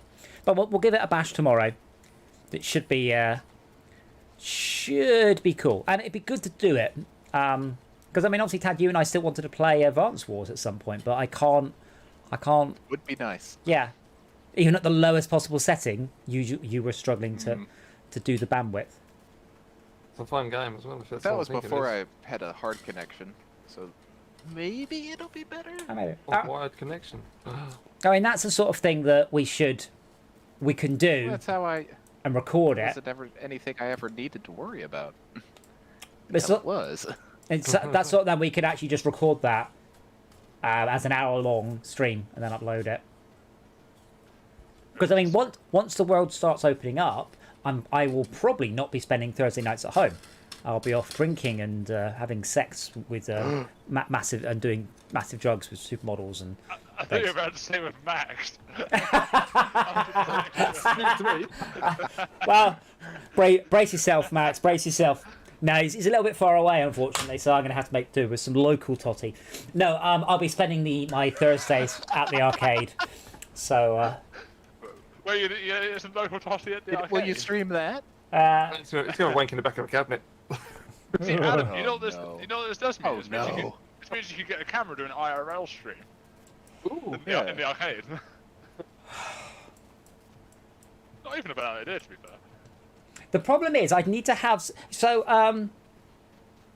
what was it? So, you know the Predator. This isn't this isn't a topic change. The Predator from the film Predator. I'm not sure if that's better or worse. But Okay, yeah. Oh no. so you know his but you know his shoulder-mounted gun. I think so, That's yeah. fantastic. Yeah. I Yeah, like that. I'd need a camera like that, or a cameraman. How would I do a live arcade stream? That's a good question. I Also, don't know. An over-the-shoulder missile so- launcher type. yeah, camera. I mean, I think some people get like a GoPro type thing and just strap it to like their backpack or whatever. That's a. Or the something you get to do, this I one think. you get goes on the chest. Yeah, you can get. Yeah. There are smaller ones that do a similar job, but yeah. I'm gonna do it. I'm gonna Google it. I'm going to Google chest cam. Oh, it's much Oh no. much less exciting. Oh, it's called the GoPro Chesty. Brilliant. Oh, it's much less exciting than I was hoping for. Yeah, I seem to be banned from currys.co.uk. I think due to my stock informer thing. So I click on currys.co.uk/chessharness. It goes, your URL was rejected. Contact your administrator. Anywhere on currys.co.uk's. Is it because you're trying to get an Xbox? I think it might be. I think it might be because I came from the stock informer link. Right, seriously, I really do. Well, that's lame. Every beer, hold off stuff with a Google search. Have you got the stream up, Brett? I'll open it all. No, I've got it. There you go. That's. Okay, first of all, what the fuck? And secondly, that's £1,000. You lazy fuck. Just hold the camera properly. Yeah, holding it for ages is probably quite tiring. Wow, wow. Do you hear that, Brad? That's the sound of the world's tiniest violin playing just for you.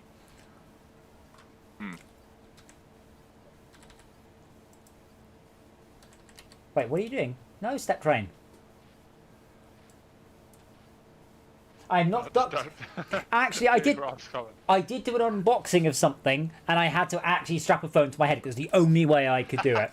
Genuinely. So, I don't know if you watch Ashens, but he kind of cuddles around his cameras. His camera is on a tripod between his face and the thing he's doing. Because that's how you have to do it. So yeah, filming stuff's really hard. Yeah, you start lighting and everything as well, don't you? Well, Yeah, I mean, at the arcade, that would be very tricky. It's quite a dimly lit. Awesome. The thing is, there are people who go to the arcade and they do live stream, like, entire runs of Pac-Man games for, like, world records and things. So people do that there. that's the tips next time. Neat.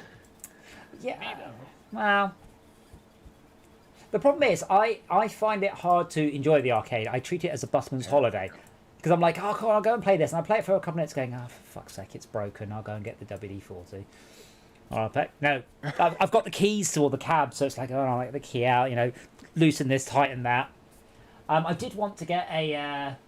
Xavi have got it.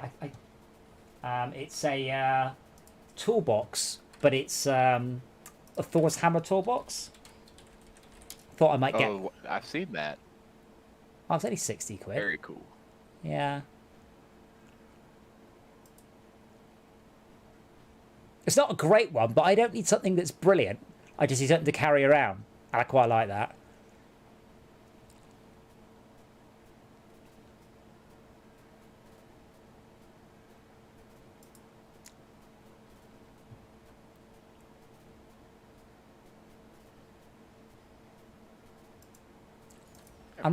I'm really confused. There's apparently 2 versions here. Of what? The hammer? No, I'll link it in the chat. What's the difference between 1 and 2? One's 6 quid more, but appears to only be a cordless screwdriver. Oh, it comes with a cordless screwdriver called the Go Job. Oh, the Good Job. Oh, I like that the hammer's the handle. That's quite I know. I think I am gonna grab that. I'm just trying to figure out the difference between them, like which one I actually want. I'm sure a different tool selection inside of it. Yeah, one's got an electric screwdriver, and one's got... A sonic screwdriver? Well, what? I doubt it somehow. I think it's driven by thought. Oh, the other one I think's got a torque wrench.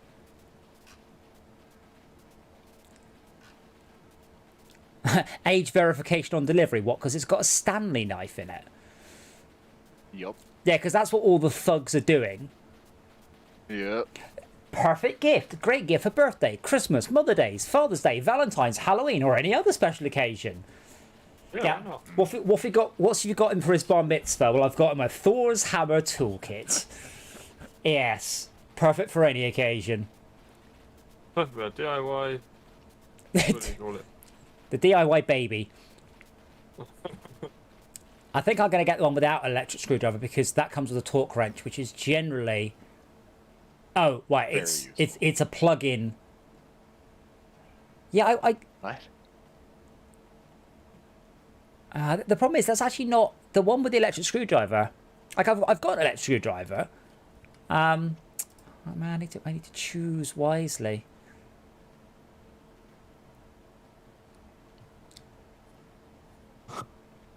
Oh, also it comes with a bottle opener as well on the outside of it.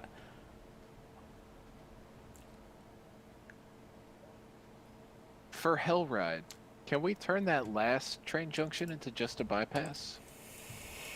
Hell ride. We have a bypass. Look, there. That last one? Dreading Boy Oil 6 is going down the bypass right now. I'm talking about for monorail. Like, I'm not paying attention to trains anymore. Hang on. You want a I monorail? don't know how to delete just one train. You want a monorail? Well, you can't, firstly, and I wouldn't because I didn't think so. this is a very service station. So yeah, you want I'm not worried about that. you want a monorail to go through? Why don't you just to bypass it, like an extra track, or is that exactly what I just do? Just add another track? Yeah, that's what I thought. just make a bit more room? All right, I can do that. Yep, I got that. All right. Oh, I didn't see any mention in the Wreckfest patch notes about fixed networking. Well, they don't know it's broken. Need to make friends with one of the Wreckfest devs. Just DM them on Twitter, be like, hey. Hey, Hey, baby. I tried to play your game. It was the most awful experience I've ever had. Please help. There was an orientation fail in the new highlights reel. Do you ever get like, our developers message you on Twitter, Adam? Yes, I have them asking me, and I hope you're fucking watching. Do you recommend the publisher you're with? And I'm like, oh no. But I always phrase it the same way. I always say, I have worked with a number of publishers. I cannot recommend any of them. This is one of the ones I do not recommend. Nice. Spicy.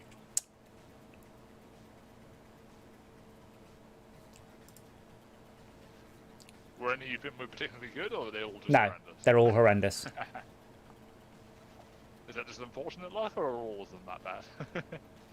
So, sorry, I'm just looking at this Thor's hammer. One of the things it comes with is a voltage tester. That's not a very useful thing. Well, yeah, but how are you going to check how much lightning's coming out of the hammer? Sorry, you're right. Yeah, no, yeah, didn't think of that, obviously. The thing is, the other one comes with an electric screwdriver, but the problem is I have an electric screwdriver that's almost definitely a lot better than that one. Honestly, speaking of Marvel stuff, have you seen all the Yes. film titles? Yeah. Oh, there a little bit of heartstrings plugged using poor Stan Lee's interview there, because obviously he's passed on and he won't be in any of the Phase 4 films. So yeah. Yes and no. They'll put a reference to him somewhere. I hope so, but yeah, a little bit, little bit of They sadness can't not. at that. But yeah, I am excited for the. I mean, overall, I don't think Marvel haven't really gone wrong. Marvel have just done generally excellent things, and even the weakest Marvel shit, it's still pretty good. Like I wouldn't want to watch Thor: The Dark World unless I really had to, but it's Thor: The Dark World. It's still better than most films out there. I mean, visually, that film is still very nice. It's not like You're bad looking. You're just talking about the bit where he had a bath, aren't you? That's what you're talking about. Well, no, I mean like Chris Hemsworth getting in the bath. The combat scenes in like Asgard and stuff aren't that bad looking. They're Yeah. actually like fairly well. Like, Nah, created. it was just a story. My point was, at its worst, Marvel is still pretty good. Yeah. And I have hung around young people, and young people have pretty much grown up around great films. They haven't watched proper bad films, and I don't just mean but Admiral fucking annoying. Oh, she's so annoying and blah blah blah. I'm talking about films where you want to just tear your eyes out rather than continue watching the film. Like, I don't want to. The only reason I'm sitting here is I paid 18 quid to watch this film, and I'm gonna damn well watch it. Oh my god, I hate this so much. To be completely fair though, with as much budget as you have on the Marvel stuff, I don't want to say it's hard to go wrong, because you probably can go wrong, but usually like there's enough informed decision making happening with that much money behind it that it's not likely to go horrendously wrong. What one would hope. Why is there? Who's done this enormous loop, by the way? Tad. Have you Probably just me. right? I'm just going to just do a loop, and I'm just gonna go past my bit. Signal, signal, signal, signal, signal. Now your bit. Oh. Good luck. No, put signals on. Just drag signals along it, and they will just appear.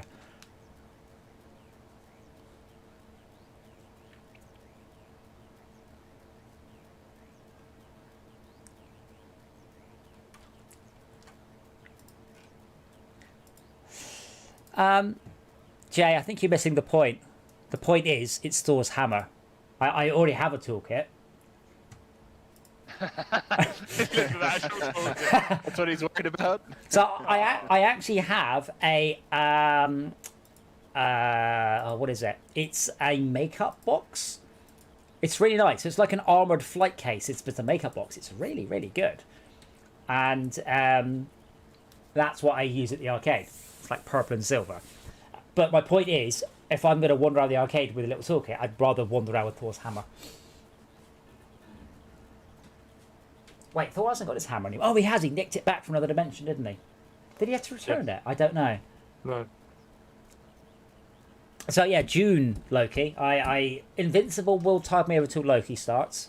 I did enjoy Falcon and the Winter Soldier, and if you haven't watched it, watch the screen rant on it, like the screen pitch meeting. It's brilliant because he's like, what are Carly's plans? They're like just vague. They're gonna sort it out with their 20 soldiers. You know, they're gonna sort out the problem with the GDC, whatever it's called, the Global Relocation, GRC. Oh, is SN15 launch? We'll stop this problem at the source.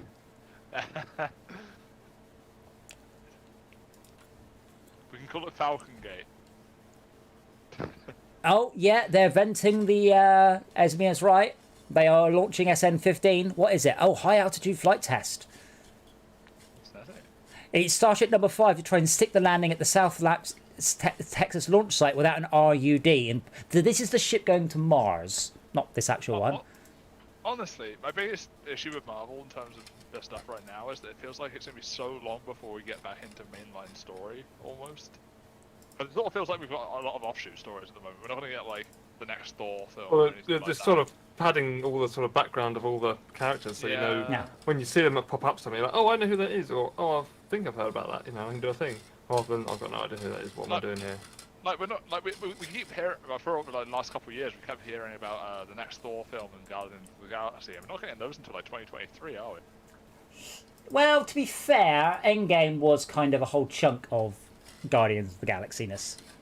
I mean, let's be honest, it's Peter Quill's fault that we fucking lost in the first place, so it would have been a very short set of films. Yeah, fuck. I mean, bear in mind Endgame was 2 years ago now. Don't. 2 years of my life where I have barely left the fucking house. What's changed? Hey! Well, it's ironic. It's ironic actually. I did actually bemoan having to leave my house to work, so I was actually quite pleased to stay home. I feel like I was happy like not going out that much during COVID for like the first 8 or 9 months, and then I was like, oh, I kind of want to go out now. Novelty's worn off. Well, not even the novelty. It's the fact that like I didn't care initially. And I want to go out now, but I can't. Fuck. Yeah. I was out today for an hour or so. I sat in the car and chatted to Mum, and I found the novelty being outside wears off quite quickly because I don't know if you've forgotten, Brett, but there's other people out there, and It's cold and wet. Oh, Oh no. I'm just going to grab a drink. And Jay Croft, do you mean the film Brightburn?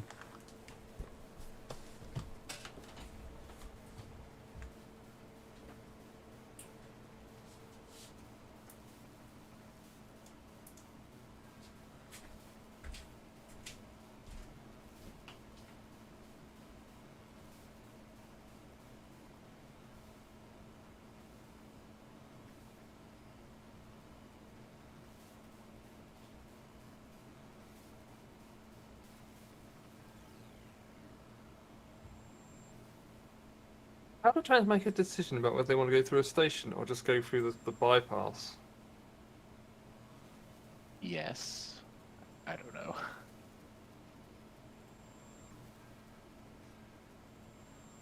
It's typical that Adam goes AFK and then someone joins the stream and says hi. Hi. Hi. Hello, random stranger.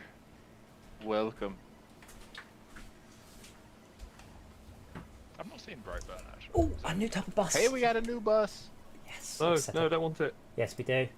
I Yes, think- we do. Buses are evil. Kill Now, them all. well, now we can upgrade our bus to the better bus. Adam, my passion said hi on your stream. I did. Hey, Zumaro. Yes, I have seen Brightburn. What a thorough. Like, wank. I know. Like it's the premise is Superman lands on Earth, and it's Martha and what's-it-call-it Kent. Only instead of being a well-adjusted heroic individual, he's a sadistic little fuck. And he's got the superpowers of all the superpowers of Superman. It is such a good premise, and they do so little with it. That's disappointing. It is. Like, I'm totally a sadist. Yeah. Fantastic. yeah, but it was well. I mean, essentially by this point, I'd already seen The Boys, which has a very similar premise, and at that point, you're like, Yeah. yeah, The Boys did this not just well. The Boys did it. They knocked it out Nailed hard. it. Nailed it, yeah. Whereas I've this not is seen like, that. oh, The Boys is What platform's it on? it's an Amazon Prime exclusive. Yeah. Yeah, It's one of the things that you would wait for it for. Eventually, they'll sell it off to the BBC, I presume. I doubt it. It's one. Never. That's Never? one. Of, Or no. just like the channel like Dave, you know. Well, the thing is, well, don't forget Dave only. So Amazon Prime want you to subscribe to Amazon Prime, and the only way they do that is by having content you really want, and you can't get anywhere else. Which I'm fine with, but it annoys me because I'd like to buy The Mandalorian and Boys for my mum on Blu-ray, DVD rather, Yeah. and I can't. But she doesn't have the internet. I can't get her the internet. It's just not possible. So I've got this annoying situation that there's stuff that I want to show her and I can buy it on Blu-ray or buy it on DVD. When I say I buy it on DVD, the only way I can buy it DVD. is to buy a pirate copy of it on, which I don't agree with either. But it's like, this is silly. I should be able to primarily buy it on, as part of my streaming thing. But why not sell Blu-rays for the fairly few people who don't have streaming internet? Yeah, I mean, Max, think of it this way: what Netflix stuff has come on other platforms? I don't know. Nothing, I don't think. I don't subscribe to Netflix. I don't know what's on Netflix. I have no idea. Nothing. So a lot of Netflix originals, sometimes they are from another network. That just means that Netflix helped fund it. But Amazon have got some, you've got The Boys, which is genuinely one of, because it takes Marvel and all of the superheroes, they care about their public image. They've all got sponsors. They aren't nice people generally, so necessarily. So it's a very wonderful what if Marvel was a little bit more adult orientated and a little bit less PG-13. It's really good, really good. But that's very good. You've got The Man in the High Castle, which is alternate Nazis won the war sort of thing, and I haven't seen that, but apparently that is again an excellent television series. I've not seen it, so I can't comment around it.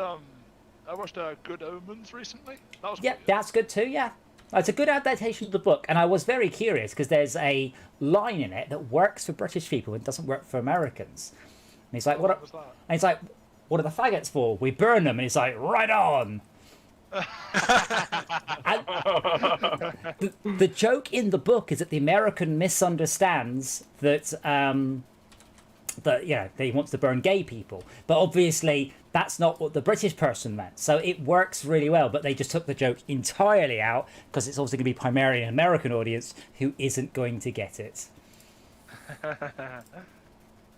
It's weird, that one, because I believe, Tad, you can get it wrong, but that fag, that's quite a long way up the bad words list. Like, it's a bad word. For a fact. I'm not No. the right person to Yeah. ask that either, though. Because you're from the South, or No, swear words mean nothing to me. Okay. Army. But what I mean, as far as I know, in the American list of words, like to an American, bastard is not a swear word, but to the UK, No. that's quite a bad swear word. It's not a very bad swear word, but it is Really? quite. Yeah, but to No, America, I put that fairly low tier. yeah, but it's a swear word. That's true. Yeah. But in America, it's not.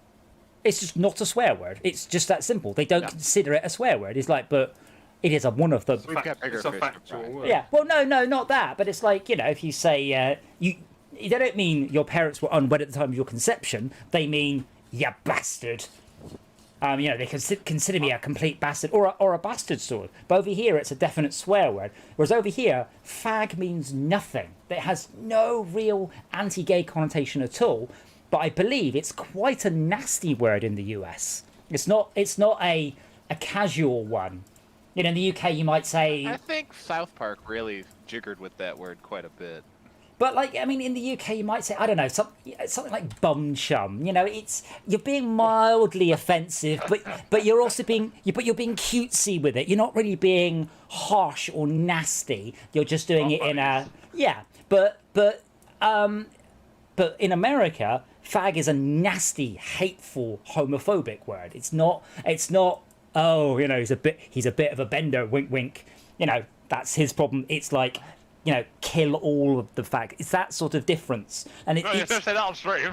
well, but the thing is, to a British person, it doesn't really mean that. Like, if, I get No it. context, it might. Yeah, but if you said he's a fag, I'd get it. But I'd be like, no, it's just not something you would say. You would say, I've got to go down the shops as a fag to go down there. yeah. Oh, yeah, it's a fag as in it will fatigue you, yes. Yeah. Yeah, I feel like Americans would take cunt as much more offensive than British people would. yes, I can describe a mate as always a bit of a cunt. yeah, absolutely. I love the way Americans pronounce it because they do it in the wrong way. They don't.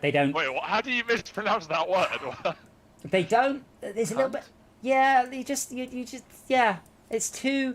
It's the only We remaining. enunciate the T a lot harder. Yeah, it's the only remaining bad swear word, really, and you just deliver it with just no force or vehemence. No malice. Yeah. Well, I think we emphasise the N a lot more. So, so I apologise if I am distracted. I am also watching on another monitor, spaceship. Amazing. Well, I think Game of Thrones was quite good for that. There was a lot of good cunt in there. Yeah. There's a lot of porn videos. There's a lot of good cult in there. Oh. Yeah, but this is the thing, Oliver. Like, don't get me wrong. It's not a word you should use in polite company, and generally speaking, I do not recommend you would ever describe someone as a fag. It's if they're gay, they're gay. Call them a fruity matey or something. I don't know. But You can say bad no, about that one. but in America, it's a very bad word. Conversely, in the UK, bastard is a bad word, but it isn't in America. We have different. I mean, you can literally go on by. Kids have that thing where they go, "Are you shitting me?" Yeah. It's like, what? That sounds really vulgar. What? Wait, them saying that or us saying that? No, us hearing it, not What? them saying Okay. it. They're used to You- saying it. Yeah. You think But that's us go, vulgar? I hear that here quite Yeah. often. Are you shitting me? It's like, what? Yeah. Yeah. Are you shitting me? Are you? No, that's not an American Taking a thing, dump in my right? face or something. I don't know what the hell that means. I don't. I would certainly understand Are it. you joking? I think that's what it's Yeah. saying, isn't it?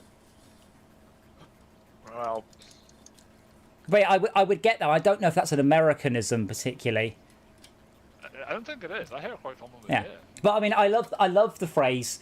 I'm going to go and bum a fag because in the UK, that's fine. You can say that, no problems. No one's going to take any offence whatsoever. You're saying in America, saying I'm going to bum a fag is completely different.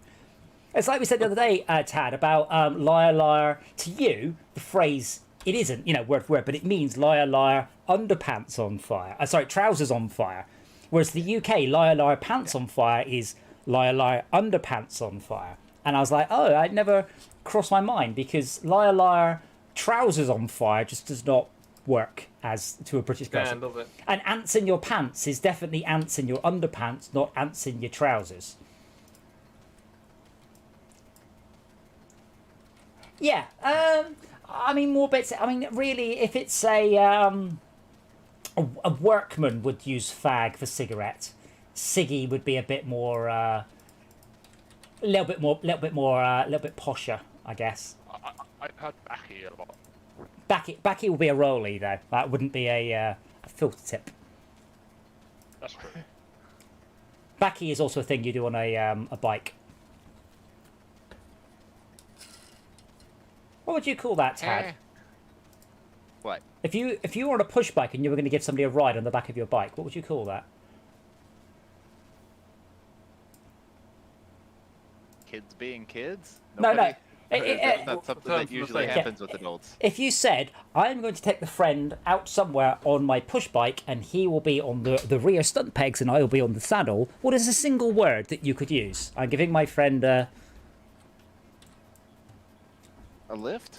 Like, yeah, but I don't specifically think there on the is a back. Really? specific word for that. On No. the UK, it's Not that I'm backy. aware of. Backy. Gotta get someone a backy. I'm taking them on the back of my push bike. The motorbike. Riding, or how are you gonna take them on the pegs? Yeah, we well, would yeah. just say that they're riding on the pegs. All right. So I know mean, what that obviously in the UK, for motorbikes, it'd be pillion. So you wouldn't say that you're taking them pegging, then. Is this tra- Oh, I'm sure it's spelled like that though. I'm sure it's with two K's. Backy, or maybe BA.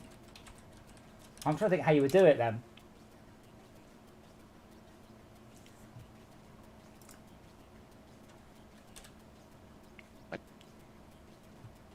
They are chilling the engines wrong now. Engine. I wonder. So they chill the engines before launch. I wonder how long that lasts. The engines are cold. We've ignited them. The engines are no longer cold.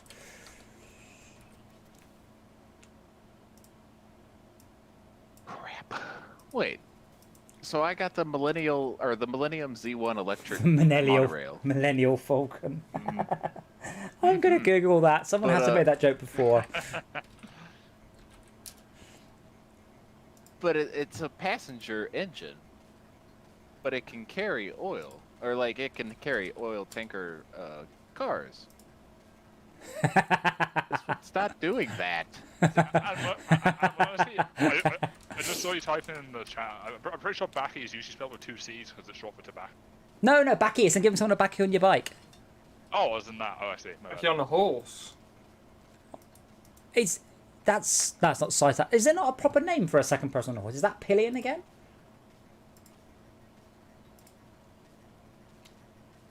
I think I somewhere saw that people were like sitting on the handlebar.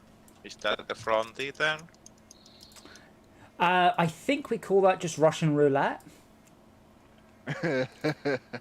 Oh shit, what's happened here? No, that's where you get bang or leg bang. Little east, little north, little south. Little Yeah, west, it's a little mess over up there. I don't know what But what's the going railway's going on not in this. functional. Hold on. No, 2 seconds. I don't. What the fuck? There's lots of stuff down here, but the trains are like, I can't go. Like, I can fix it, but I don't know what the objective was, because the trains are backing up down here now. Now I'm trying to think of other things that like make sense in English but not in like American. Healthcare. Aw. Oh, it's funny because it's true. No. To be fair, Brett, socialised healthcare is really difficult, which is why only 127 out of the 128 developed nations have managed it.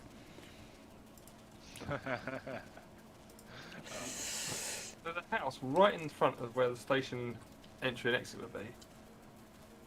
If you can get away with blowing it up, do blow it up to fix it. Boom! Goodbye, house. I think one of my teachers hold. told that they were having a football game and cheering on their kids, and they were, I think, in like was there in America or German? They were cheering on them on Finnish, and somehow the language is so clunky that the other parents were thinking that they were swearing all the time. I've heard Finnish. It does just sound like you're swearing. Dude, like half the countries in Africa have universal healthcare. What the fuck? Yeah, universal healthcare is pretty much everywhere except America.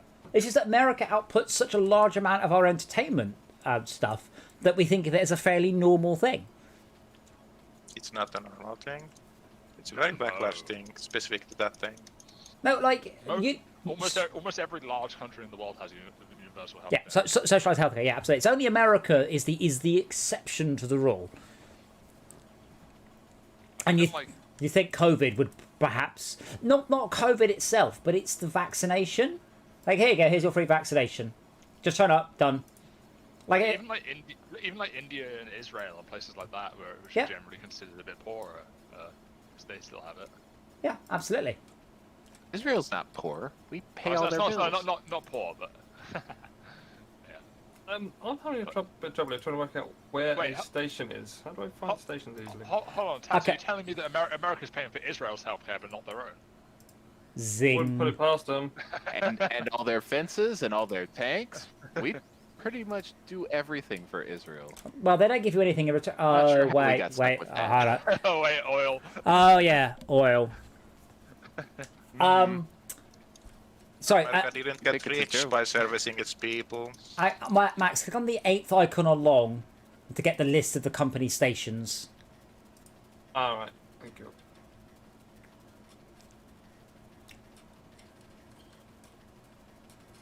Yeah, give us your backy so I can nick a roll of your tight ass fucking woofter. Absolutely. That was a lot of words. Yes, and they're all British. Now, as a lot of its context, the things that I would say to you guys, I would not necessarily say when my mum was around. I'd say it when Brett's mum's around, but you know, that's different. Oh, Way. One day I'll meet. Americans are big on freedom, but when it's the freedom to be stupid by not having an education, or the freedom to be sick by not having a healthcare, I and think that's less attractive. I think, to be honest, the Americans are big on using the word freedom, but they like was it the Freedom Index? There is actually a way of measuring the freedom of a country, and the US Yeah, is we're like very low. it's like 37th or something. Yeah, we're very low. So I'm gonna find out. Hold on, the Human Freedom Index. List of freedom indexes. Scotland would be number one, obviously. There's a few different indexes, but any bets that America's at the top of their own index? No, Okay, what was the one? America probably. And we wind up not being. We can't even cheat at our own game. Honestly, Canada is more American than America. World Freedom Index, America. Where if you're not watching the launch, by the way, we're at 3 minutes. United States is 44th. USA, USA. That is out of 180 or so, but like. The thing's UK like, come. the UK is 33rd. Yeah, fuck me. We have some. Yeah, the UK is not a very particularly free country. It's a nice country overall. Very, very expensive, but quite a nanny state with quite a lot of rules and regulations. Just I not. mean, you're like 99% free, and that 1% is very clamped down. I think it's not like. Well, I don't want to say the 1%, but you know what I mean. Like. Yeah, but Brett, it's- I can't go out and pay money to a farmer to listen to dance music in his field because it's against the fucking law. I said something we mentioned on stream the other day. I was chatting with Esmia. Like, despite the fact we virtually invented what Americans hilariously call EDM, we virtually invented dance music, and then the US government desperately tries to ban it. Good job. British government. British government just tries to ban it. Yeah, like it's one of our. It's weird. So We you mean know. a lot of things, but music isn't one of them. Just the loudness. No. I seem to recall America invented both kinds of music. Oh, we Country, like to ban yeah, everything. country and western. Yeah. Oh. You can't ban Western. That is American. What? It didn't. Never mind. To be fair, I've actually been to America, and we were quite in the middle of nowhere. And tuning through the radio stations, it's hilarious. It genuinely goes, for fuck's sake, who blew up my train? Who was that? Tad? Is it always Is Tad? that what the radio says? No. Nope. Where? Little South. Little South? Yeah, was that you, Schalke? Doing what? Well, some trains blew up. Someone of you has to admit to blowing them up. It doesn't just happen. No, South. nobody admits nothing around here. Okay, well, Oh. please replace them and try not to fuck it up. I don't know how it meant to blow He's itself trying to up. fix whatever weirdness is going on with these trains around Pro- this town. probably you connected up to railway lines while a train was coming along. Probably, yeah. But yeah, I'm not joking. When it would literally be country and western, religious station, country and western, religious station, country. It was weird. It was like if I were to take every stereotype I can think of in America, and then it is actually happening. America's quite big, so you were. Well, pretty there much she the sick goes. Part. Well, That's what it radio is usually quite broad though. Well, not in America. Well, it is, as I said, country and western. No, I mean, isn't like in terms of how far you can. It's fairly far, right? Oh, okay, she's up. I mentioned before. I watching live spaceship launches with such incredible quality. Like I watched the Dragon landing all the way from it undocking, pushing off, orbiting up, orbiting round, and landing. You got to watch it come into the ship. You got to watch the astronauts come out, and it just blows my mind that we've got this much technology, and we're using it so well, and we can show what's going on. And that's why it always boggles my mind. People going, "Oh, it's fake." I'm like, I'm watching this now. I'm like, do you think someone faked all of this, all the camera angles to perfection, constantly? Like it's not likely. Yes, I've heard about the Chinese rocket because we'll find out about that tomorrow, I think. So the China just deorbited a rocket. It's gonna be real fun. And they don't care where it lands. It's just going to land somewhere. No, they don't. Probably in the ocean. So there's a computer simulation running. Let's hope in the It's ocean. running and rerunning constantly, trying to work out where it's going to land. And right now, we know how far north and how far south, but we don't have any clue where it will land. I mean, to be fair, odds are pretty high that it lands in the ocean, given which ocean's on the planet. Yeah, or it might land in the middle of South America, in the middle of a city, because they didn't blow it up. So if it was chunks, it's fine because the chunks will burn up, but Dude, a large rocket won't. I feel like the next, it's like the worst possible outcome is it's like an unintentional 9/11. Oh God. You imagine? Oh, don't do that. Oh. Yeah, there's a tracker for it. Oh, we've lost connection. Well, actually, Tad, I was talking this with some people online the other day. Is that it's kind of odd that 9/11 specifically is almost. I don't want to say taboo to make stuff about, other than documentaries. But it's fine to make fun of stuff like COVID that's killed 100 times more people. And they are confirming that the second Raptor Context, has shut yeah. down as planned. They are hovering at 10 kilometers. Yeah, Oh, it's because Because the hovering. way they set it up, it's a choice. Okay. Well, the Choose to wear the mask, choose to do this and that. Yeah. the thing is about so I would say watching Invincible, I was quite surprised that the Twin Towers weren't there. Like that shows we're in an alternate reality with superheroes. I'm quite surprised they don't use that. But there's a brilliant thing, which is someone said, what's the best thing Kermit the Frog ever did? Kermit the Frog is responsible for 9/11 because there's a bit in one of the Kermit the Frog, one of the Muppet films where they have footage showing what would it be like if Kermit the Frog was never born. And they just use some stock footage of New York from before 9/11. So something Kermit did during his lifetime canonically caused 9/11. Amazing. The thing is, I mean, don't get me wrong, Fine Level was a horrendous and terrible thing, but I mean, if you follow some of the troubles in Northern Ireland, it's a tiny blip compared to that. But we're used to it in the UK. You know, we are. It happens a lot, or happened an awful lot in the UK. You know, I was in London during a bombing. It wasn't me, by the way, just to be clear. They all say that. Uh-oh. But no, the conversation was interesting. It's because we also compared it to I don't know, the Holocaust and stuff like that. Holocaust is a bit closer to 9/11 in terms of don't talk about it that much. But people still make jokes about Nazis and shit and Yeah, but generally, Yeah, but it's because the Americans, the 9/11 is a sore point for the Americans, but usually the Americans are calling the shots and such. Oh, when it's actually against them. it's landing. bit It's touchy. landing. That looks perfect. That looks so good. It looks so unbelievably fake. I can't believe how fake that looks. It really looks so fake. Oh But no, dear. like, but no, I mean, like, it feels like maybe it's because like America is like a massive sort of. I think it is. It's because America hasn't had an attack on its own soil ever, not since their civil war. Yeah. That's what it is. They're just not used to it. Wow. Then I assume that's the rocket that landed, and that's not the other one that's launching. Because it's just the smoke's clearing. How did it That land was very soft. right now?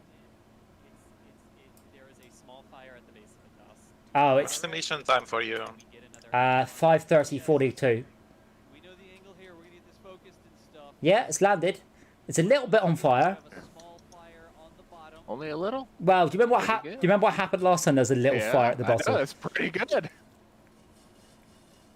There is a little fire burning. Can we back it off a hair, Michael? I'm surprised they don't have a way of So flooding that with. leave this view.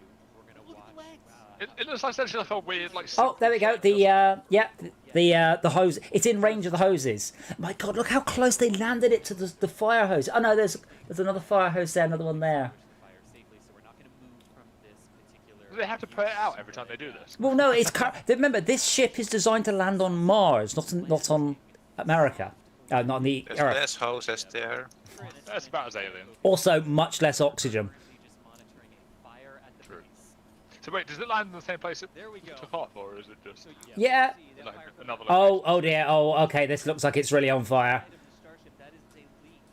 That is definitely No. methane. It's leaking. Can explode at that moment. It's leaking fuel. It is leaking right now. Oh, that's never good. See if they can get that under control. So the thing is, what you don't understand, you can't really tell. This is a very, very big spaceship. This is a really, you can't, that like a truck would only be like this tall. So that fire is huge. Massive. How big is this? So this is a 50-meter spaceship. Landing. So 20. I think part of it is because it's such like a simple shape. It just looks small. The zoom is what it makes it so Yeah. unlike an eye. Yeah, exactly. So those flames are some 10 meters tall. Bottom of the skirt, or if it is, it's coming around the bottom of the skirt. The atmospheric, like glimmering, Story hot uh, fire on the side gives of a the little clue of the scale. Yeah. But they need. Zoom doesn't take that away. Yeah, the entire flight lasted 6 minutes and 8 seconds. Oh, that was amazing though. And But yeah, they have got a fire hose on it. But they obviously they don't want to drive up a fire engine because you remember last time it went up with quite a bang. under control. Yeah. It does amuse me though that like, because usually with technology you expect stuff to get sort of more slender, but these ships start to look a bit like chubby almost. They're quite like wide. They're quite wide, Okay. aren't they? It's Thick ships have feelings too. it's cross section to length. You know, this is the best design. You'll have stuck it into a computer. Yeah. It looks odd because here the two fins are folded to the right, so you've got this odd curve to the left. I don't know. SN15 crew. If I'm not mistaken, that stainless steel may be very hot. Is that steam from the water billowing off the side? Oh well, yeah. So they're squirting water onto it, and it's evaporating. Yeah. There.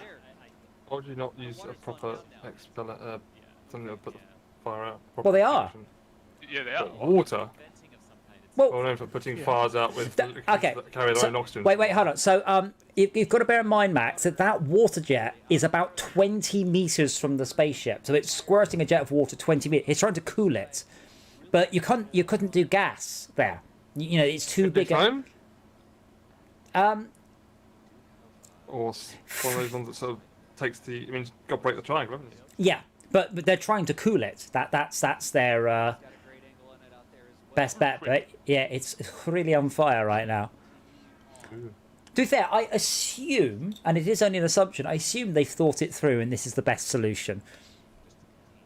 Why is it even catching fire? And they reckon it might be a leak, like the fuel is leaking out through up. But remember, this is a test ship, and it's just flown upwards.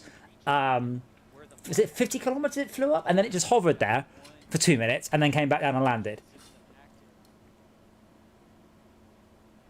There's another fire suppression system here. I think it may have landed on it. So if you look at the gap, there's one there, one there, one there, and one here. No, go ahead, Ian. Sorry. I'm curious, like, once, like, space... I don't want to say optimized, like, but when it's sort of on par with what we have now in terms of, like, flight, in terms of, like, just traveling from place to place as humans, but for space, I wonder if it would be more or less dangerous in space than it is to fly in the sky. Well, aeroplanes are literally the safest way to travel. Like walking is more dangerous than traveling by plane. You're far more likely to die on the way to the airport than you are in flight. Airplanes are incredibly safe. So I would suspect it'll probably be the same thing. The difference is you just get in your car and you drive off, and you're not a professional driver, and all the people you meet aren't professional drivers. Whereas this is all done, you know, pilots are done to the best of the ability that we can do. Yeah. Going through vacuum means there's less interaction. So if you're flying a plane, you're constantly brushing against the air. So in space, there would be less chance for things to go wrong. Have you seen Final Destination? Yes. I had to watch that Final Destination sequence about 100 times with Brunette because the sound is brilliant, and we watched that over and over and over again to the point where I cannot now follow a truck with logs on it.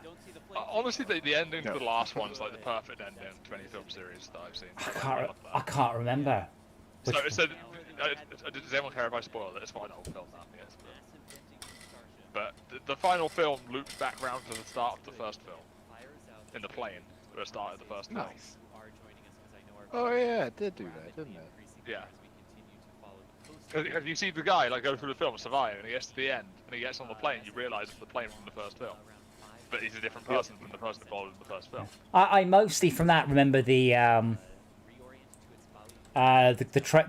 vehicle crash. The logs. The Yeah, one in front of the that drive-thru? that whole sequence is just amazing. The first Final Destination film was absolutely unbelievable. It looks like they've put it out though. Right? Bang. Nice. So what I'm going to do is I'm going to close the chat, which means in about 5 minutes someone must be going, "It's blown up!" And I'm like, "Oh wait, I missed it." Okay, what's going on here? Blown up. No. Front fell off.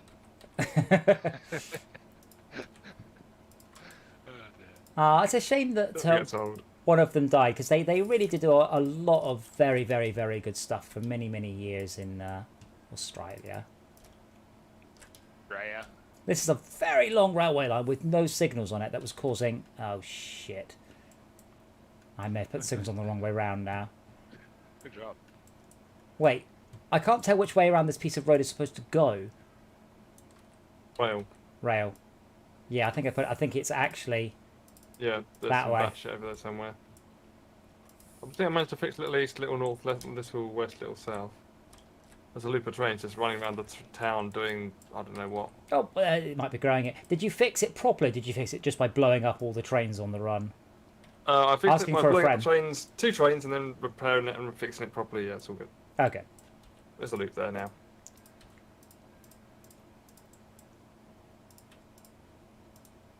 There's also some extraneous stuff to the right for New Minfingford and Pledham Central, but I don't know what the hell they're You supposed to be doing. Fred sounds rude.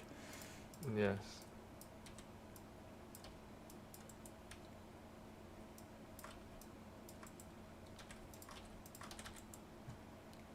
Right, so that's an up. Oh, okay. Someone cocked up. Why is this train coming here unless it's coming here to collect?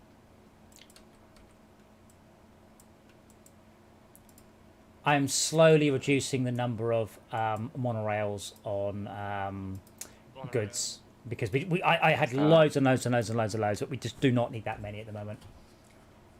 Why did this train come down here? Makes sense why this train came down. It can't go anywhere apart from. I maybe it went to the depot. And the station is a bypass.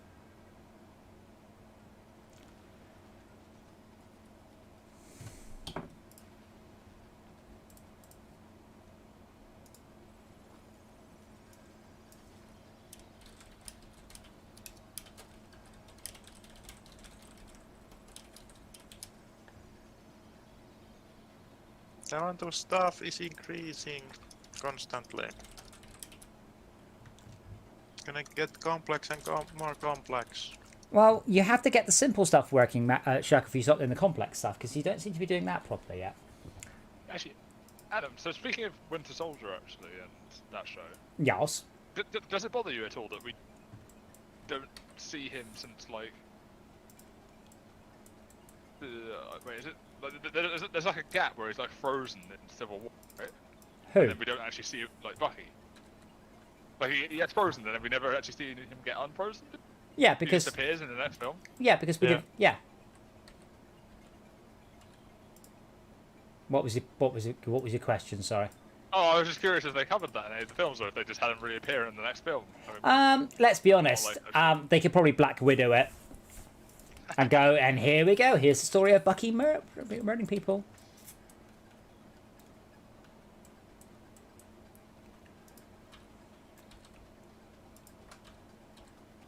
I think that is enough trains for me. Okay. Well, say beer on tomorrow, and we'll do Heave Ho. Sai has highly recommended it. I've not played it. From the title screen, I think I've worked out what kind of game it is. But it should be. but Adam, why would I want to heave your mum? Aww. Why indeed? Quality, Brett. Unlike your mum, my mum's quality. Your mum is purely quantity. Because you're a tosser. Hey! Oh. But technically mortal love, but that means that the what's the word? The concentration of loveliness is down. I mean, that's like, you know, having just like a cubic centimeter of coffee that has all the same flavor as a pint of coffee. That's not going to be nice, is it? No. We have a lot of trains complaining about paths, by the way. Yeah, something's screwed up down there big time. Yeah. Is it me? Is it you? Oh, I'm not fiddling around in this area. Oh, there's a breakdown causing it. No, that won't cause can't find paths to continue. Okay, well, there were lots of trains there all going. I can't do this. We have more. Oh, there's a light ran the wrong way here. We have. Okay, that might be me then. Yeah, so Trardhead has the problem that Tad has put one monorail on, which is not a problem in of itself, but now we have an awful lot of trains being serviced by just two. Why the fuck is this working? Serviced by two stations, and one of them doesn't seem to be working. What is going on?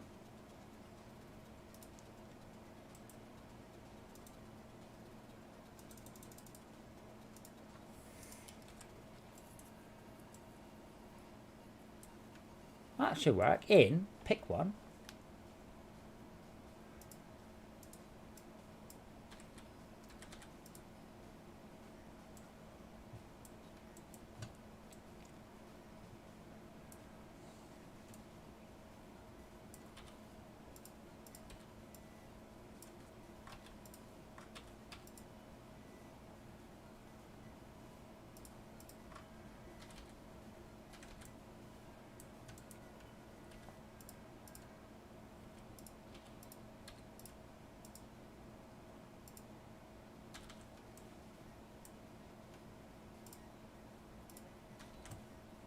Okay, what the hell is going on? This train is refusing to go anywhere, and I don't know why. Oh. Wait, then it... What on earth is going on? Wait, then it... So the train went, I can't go, then it went, I can go, then it reversed up, then it went forwards. No, it was on a piece of track that was impossible to back out of, I think. Yeah, but it kind of wiggled and then went, it's all good. Yeah, I fixed it. Oh, Was that ball eater 2? Wait, hold on, what's happened with train 55? That's a monorail on normal track. Who swapped it to regular track? Yeah, that's not going to Not work. I. Oh! What did you do? Oh, Shaka's still here. It could be anyone. Uh-huh. Yeah. I may have assumed there was an issue and just converted a whole bunch of track to electric because I derped. But I forgot there's monorail around, so yeah. I'm having trouble connecting to the internet. That thing is still not Take a look working. at the It's help supposed to section be in your freaking Alexa app. grabbing oil from there, and it's not. Wait, is the oil gone? There's no oil there. Oh, You wait. yeah, all the other oil trains are working. Okay, so delete those. Yeah, that'll help. Jay, we should be able to switch round though, because I'll just be able to host it for different people. Alright, so we'll send you back to depot. I'll put these extra signals here. You can't do that.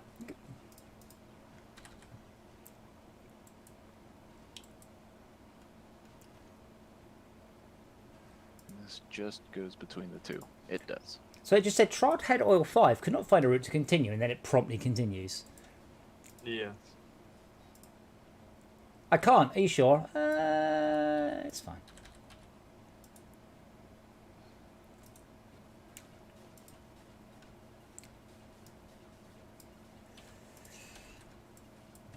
But yeah, I am improved today from yesterday, but I still won't be able to stand up. So we'll do heave ho. But hopefully by next week I should be back to doing can lessons. What the hell is going on here? Someone arranged a second monorail up, but not put any signals on it. I've not been doing monorail. Yeah, signals aren't optional, because what you did there is you've got about 6 miles of track with no signals on. That means any train anywhere on it was stopping something down there. Aw, it's not just a good luck. Yeah, but like you put the track down and then you put signals down. You can't just skip it. Now I don't know for a fact I've put signals in the right direction here as well. The problem is the trains won't pick. They won't smartly pick a. They don't scan ahead the entire track and go the right hand lane is full and the left hand lane is empty. I'll take that one. That's not really how it works, unfortunately. Aw. There are ways to do it, but that involves much less signals and many, many more lines. Oh, God. Well, that makes sense. Alright. Ship number 4. You are completely full of oil, and you won't offload anything because you're dumb. That's dirt. If you add that, yeah, it's dirt. Yeah. Transfer. God. Hurry up and And get from back. the water cannons. But again, Starship 15 powered by 3 Raptor engines. I don't. You can, This Thor hammer multi toolkit that you looking at, yeah. Oh, so it says. I was just looking at the pictures. It said furniture installation. I was looking at the picture where it says circuit repair. Well, it comes with a voltage tester. Like, yeah, all right, I suppose. How many volts does it cope with? Oh, it's probably just 240, I suspect. But yeah, instead by the back, there's a different view of the stream, and you can see why it wasn't working. The fin was in the way of the water jet, which is why it was struggling to put it out. You know, we got some great views of the engines lighting up. We've had the incredible skip thick. I'm glad they put it out, though. Much as I like to see the rapid unplanned disassembly.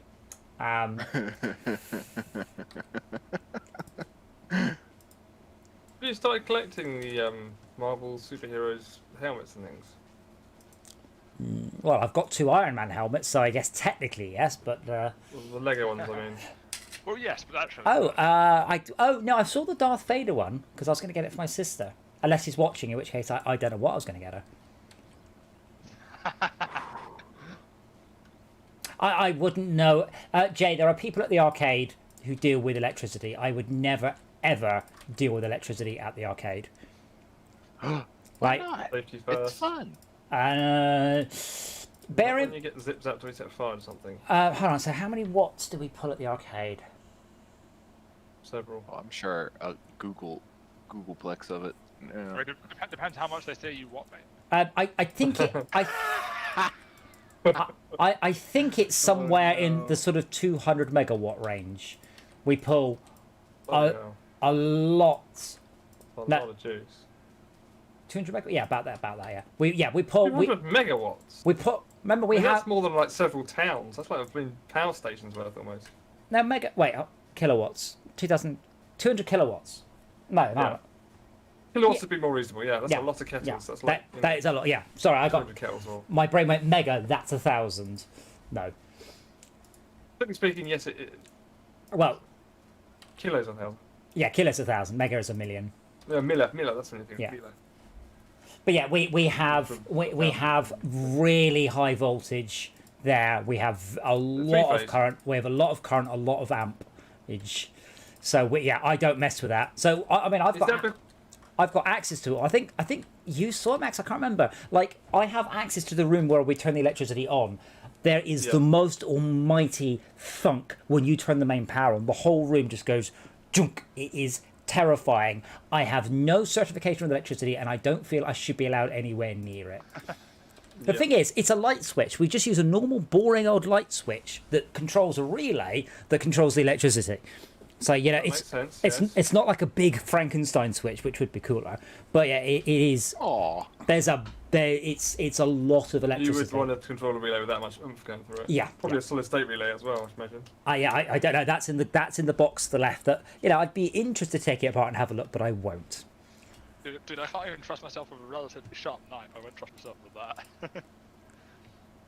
That's cool. I didn't know that was a thing. I saw the Star Wars one. You see, Darth Vader. But no, It's also Boba Fett. I'm out of room. I'm now basically only doing UCS Star Wars sets. I have run out of room for Lego. Yeah, I have rearranged my house. Yeah, hopefully. So we've got to the point now where the landlady said don't bother paying any more rent. So that's good. And then hopefully soon we should, hopefully this week, I should own my house, which would be lovely. Oh. Then I can get some shelves and then I can get more Lego. Very cool. Yeah, Priorities. of course. Hmm. Right, it's getting late. Well, I said, if you guys can turn up just a few minutes early tomorrow, and that should let me tune the settings on Steam and make sure it all works. Tad, I'm afraid I love you, man, but you're not invited. You can watch. There's That's no fine. I'm no being chance. late anyway. But yeah, we'll give it a bash. It should be quite funny, and it will be interesting to see. And I would like to think about doing some more Steam remote play stuff.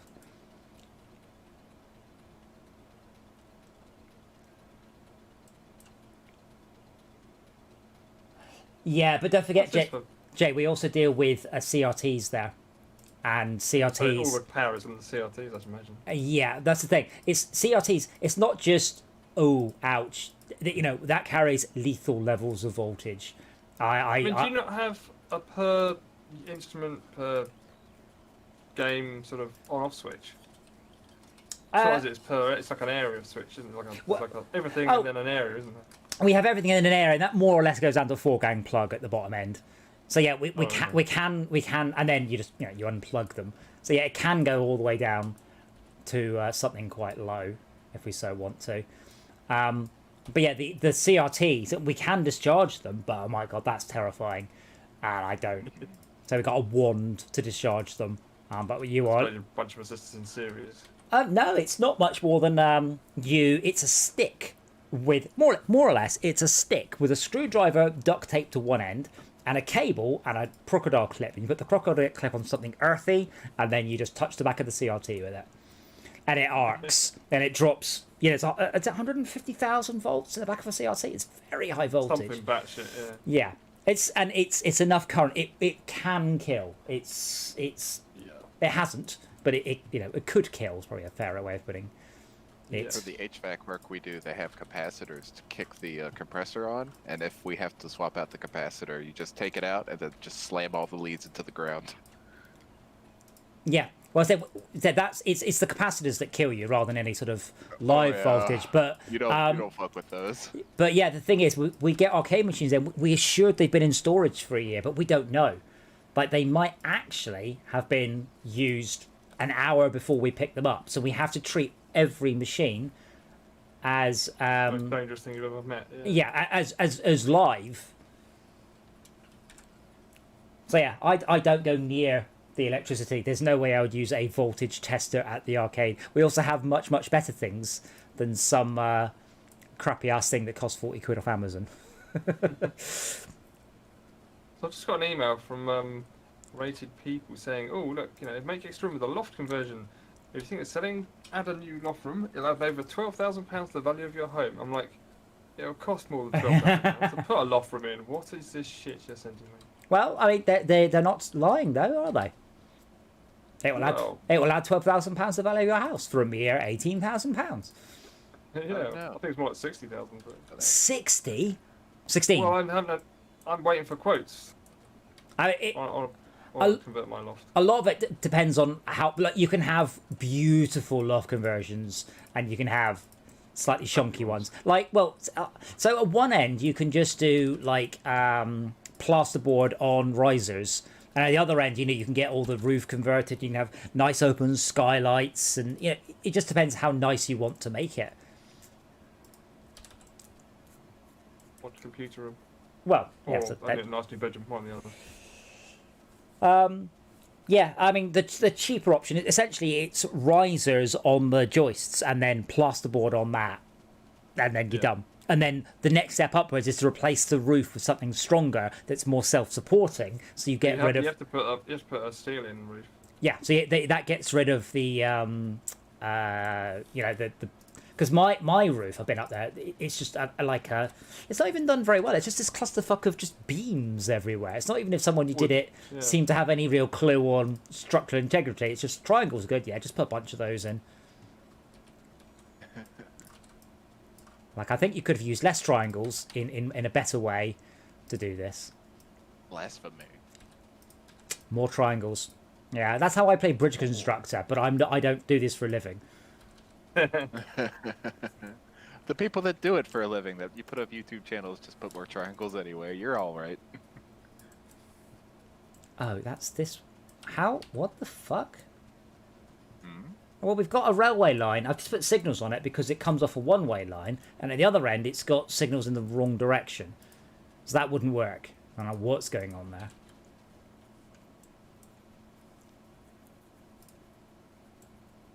Oh, we have a train jam.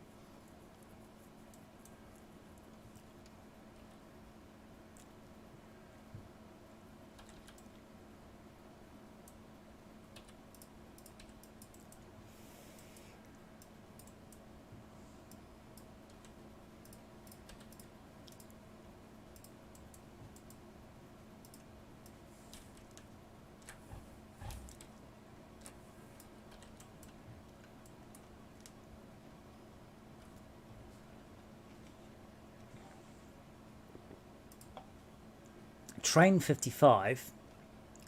How's it lost so much money last year? It's got oil. I think this is just overloaded. I'll send another train off to the Great Depot in the sky. Chardhead? No, it's stuff not getting to the. It's just arrived. It's taken more than a year to get here. Oh, why is it? Wait, why is it going to Deathloop? Why is this oil train offloading at Deathloop?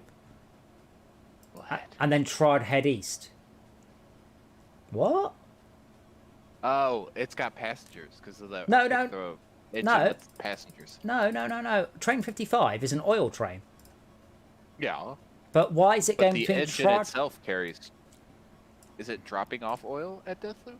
No, I'm not at Deathloop. I'm fuffing for the factory. Also, the Z1 does not have any cargo at all. Oh, 25 passengers. Never mind, take it back. But I don't understand why it's here. And I thought... Yeah, I don't understand why it's ended up here. Where, what? Deathloop? Chardhead to Deathloop does not seem like that difficult a... Looking for Deathloop. Deathloop, you can just click on the little thing. So Deathloop's there. Yeah. And Chardhead is just all the way south and west from it, isn't it? Oh. Well, Deathloop's the plan. Yeah, but there's no direct connection. Oh, it's monorail, that's why. Okay.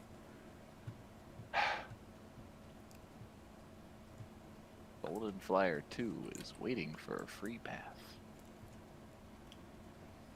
Yeah, it is. Oh my goodness. That's a big train. Oh dear, what's happening here? Icy River. What are you doing? I don't know what's going on. Oh, Icy River's just jammed up. Waiting for passengers that aren't there.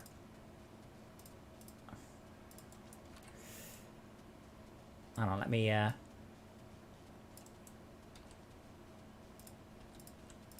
I'll say good night, guys. Nighty night. See you tomorrow. You have a good night.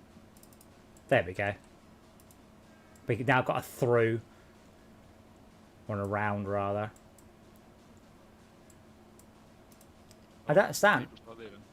Why are these trains... Because there's no bypass until you just. No. added that. Why are those trains not picking up any passengers? Was the Are question. there any passengers to pick up? Yeah, there are. but they're not for connected routes because Schalke hasn't interconnected his stuff. So the passengers will change at any stations they can, but none of these are stations that Goethe's Maximus services, like network sub ones.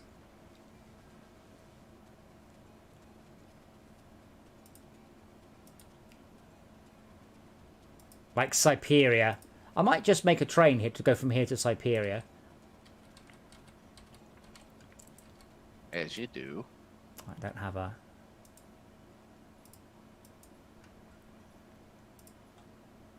So that's good. So Icy River to...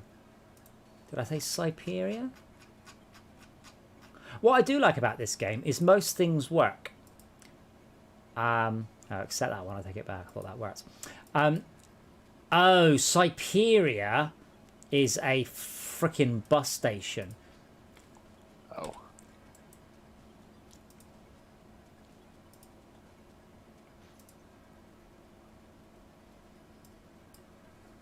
So that's Siberia Opeta is the transfer station for it. Which actually has a surprising amount of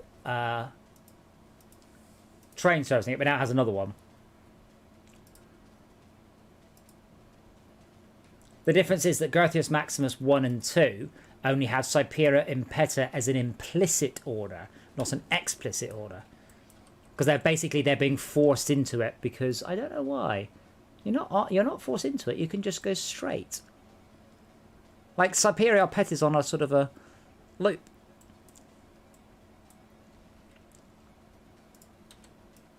Oh, unless it's because you are forced into the depot. Couldn't tell you. Now I think I've fixed that. Anyway, it is midnight and I do need to go to bed because I am a poor worn out old man. So we will be doing heave ho tomorrow. Tad, did you send mono goods to a depot? Was that me? Mono? No, must have been you. Excellent. But yeah, as we sort of progress towards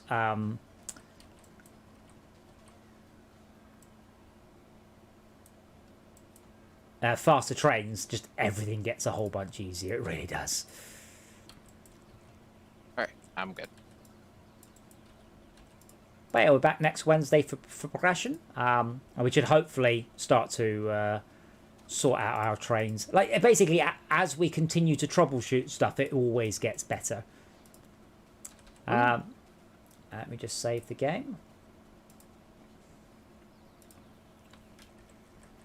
You can't attach files to a YouTube video, can I? I can't say, and here's the save from last week or anything. Oh. You might be able to link to like a website where you can download the file. Yes, I could do. But so if anyone actually wanted it, let me know. Other than that, thank you so much for watching. We'll be back tomorrow. So tomorrow is heave ho, and then it's farming sim on Friday, snow runner on Saturday, and Wreckfest on Sunday. So we have just our 3 days of big trucks. And we are still looking for some new games to get into the cycle. I still would like to play Descent. I'm a bit sad no one's like, oh, Descent. I've got a new HOTAS. I want to play Descent on it. Damn it. But anyway, thank you for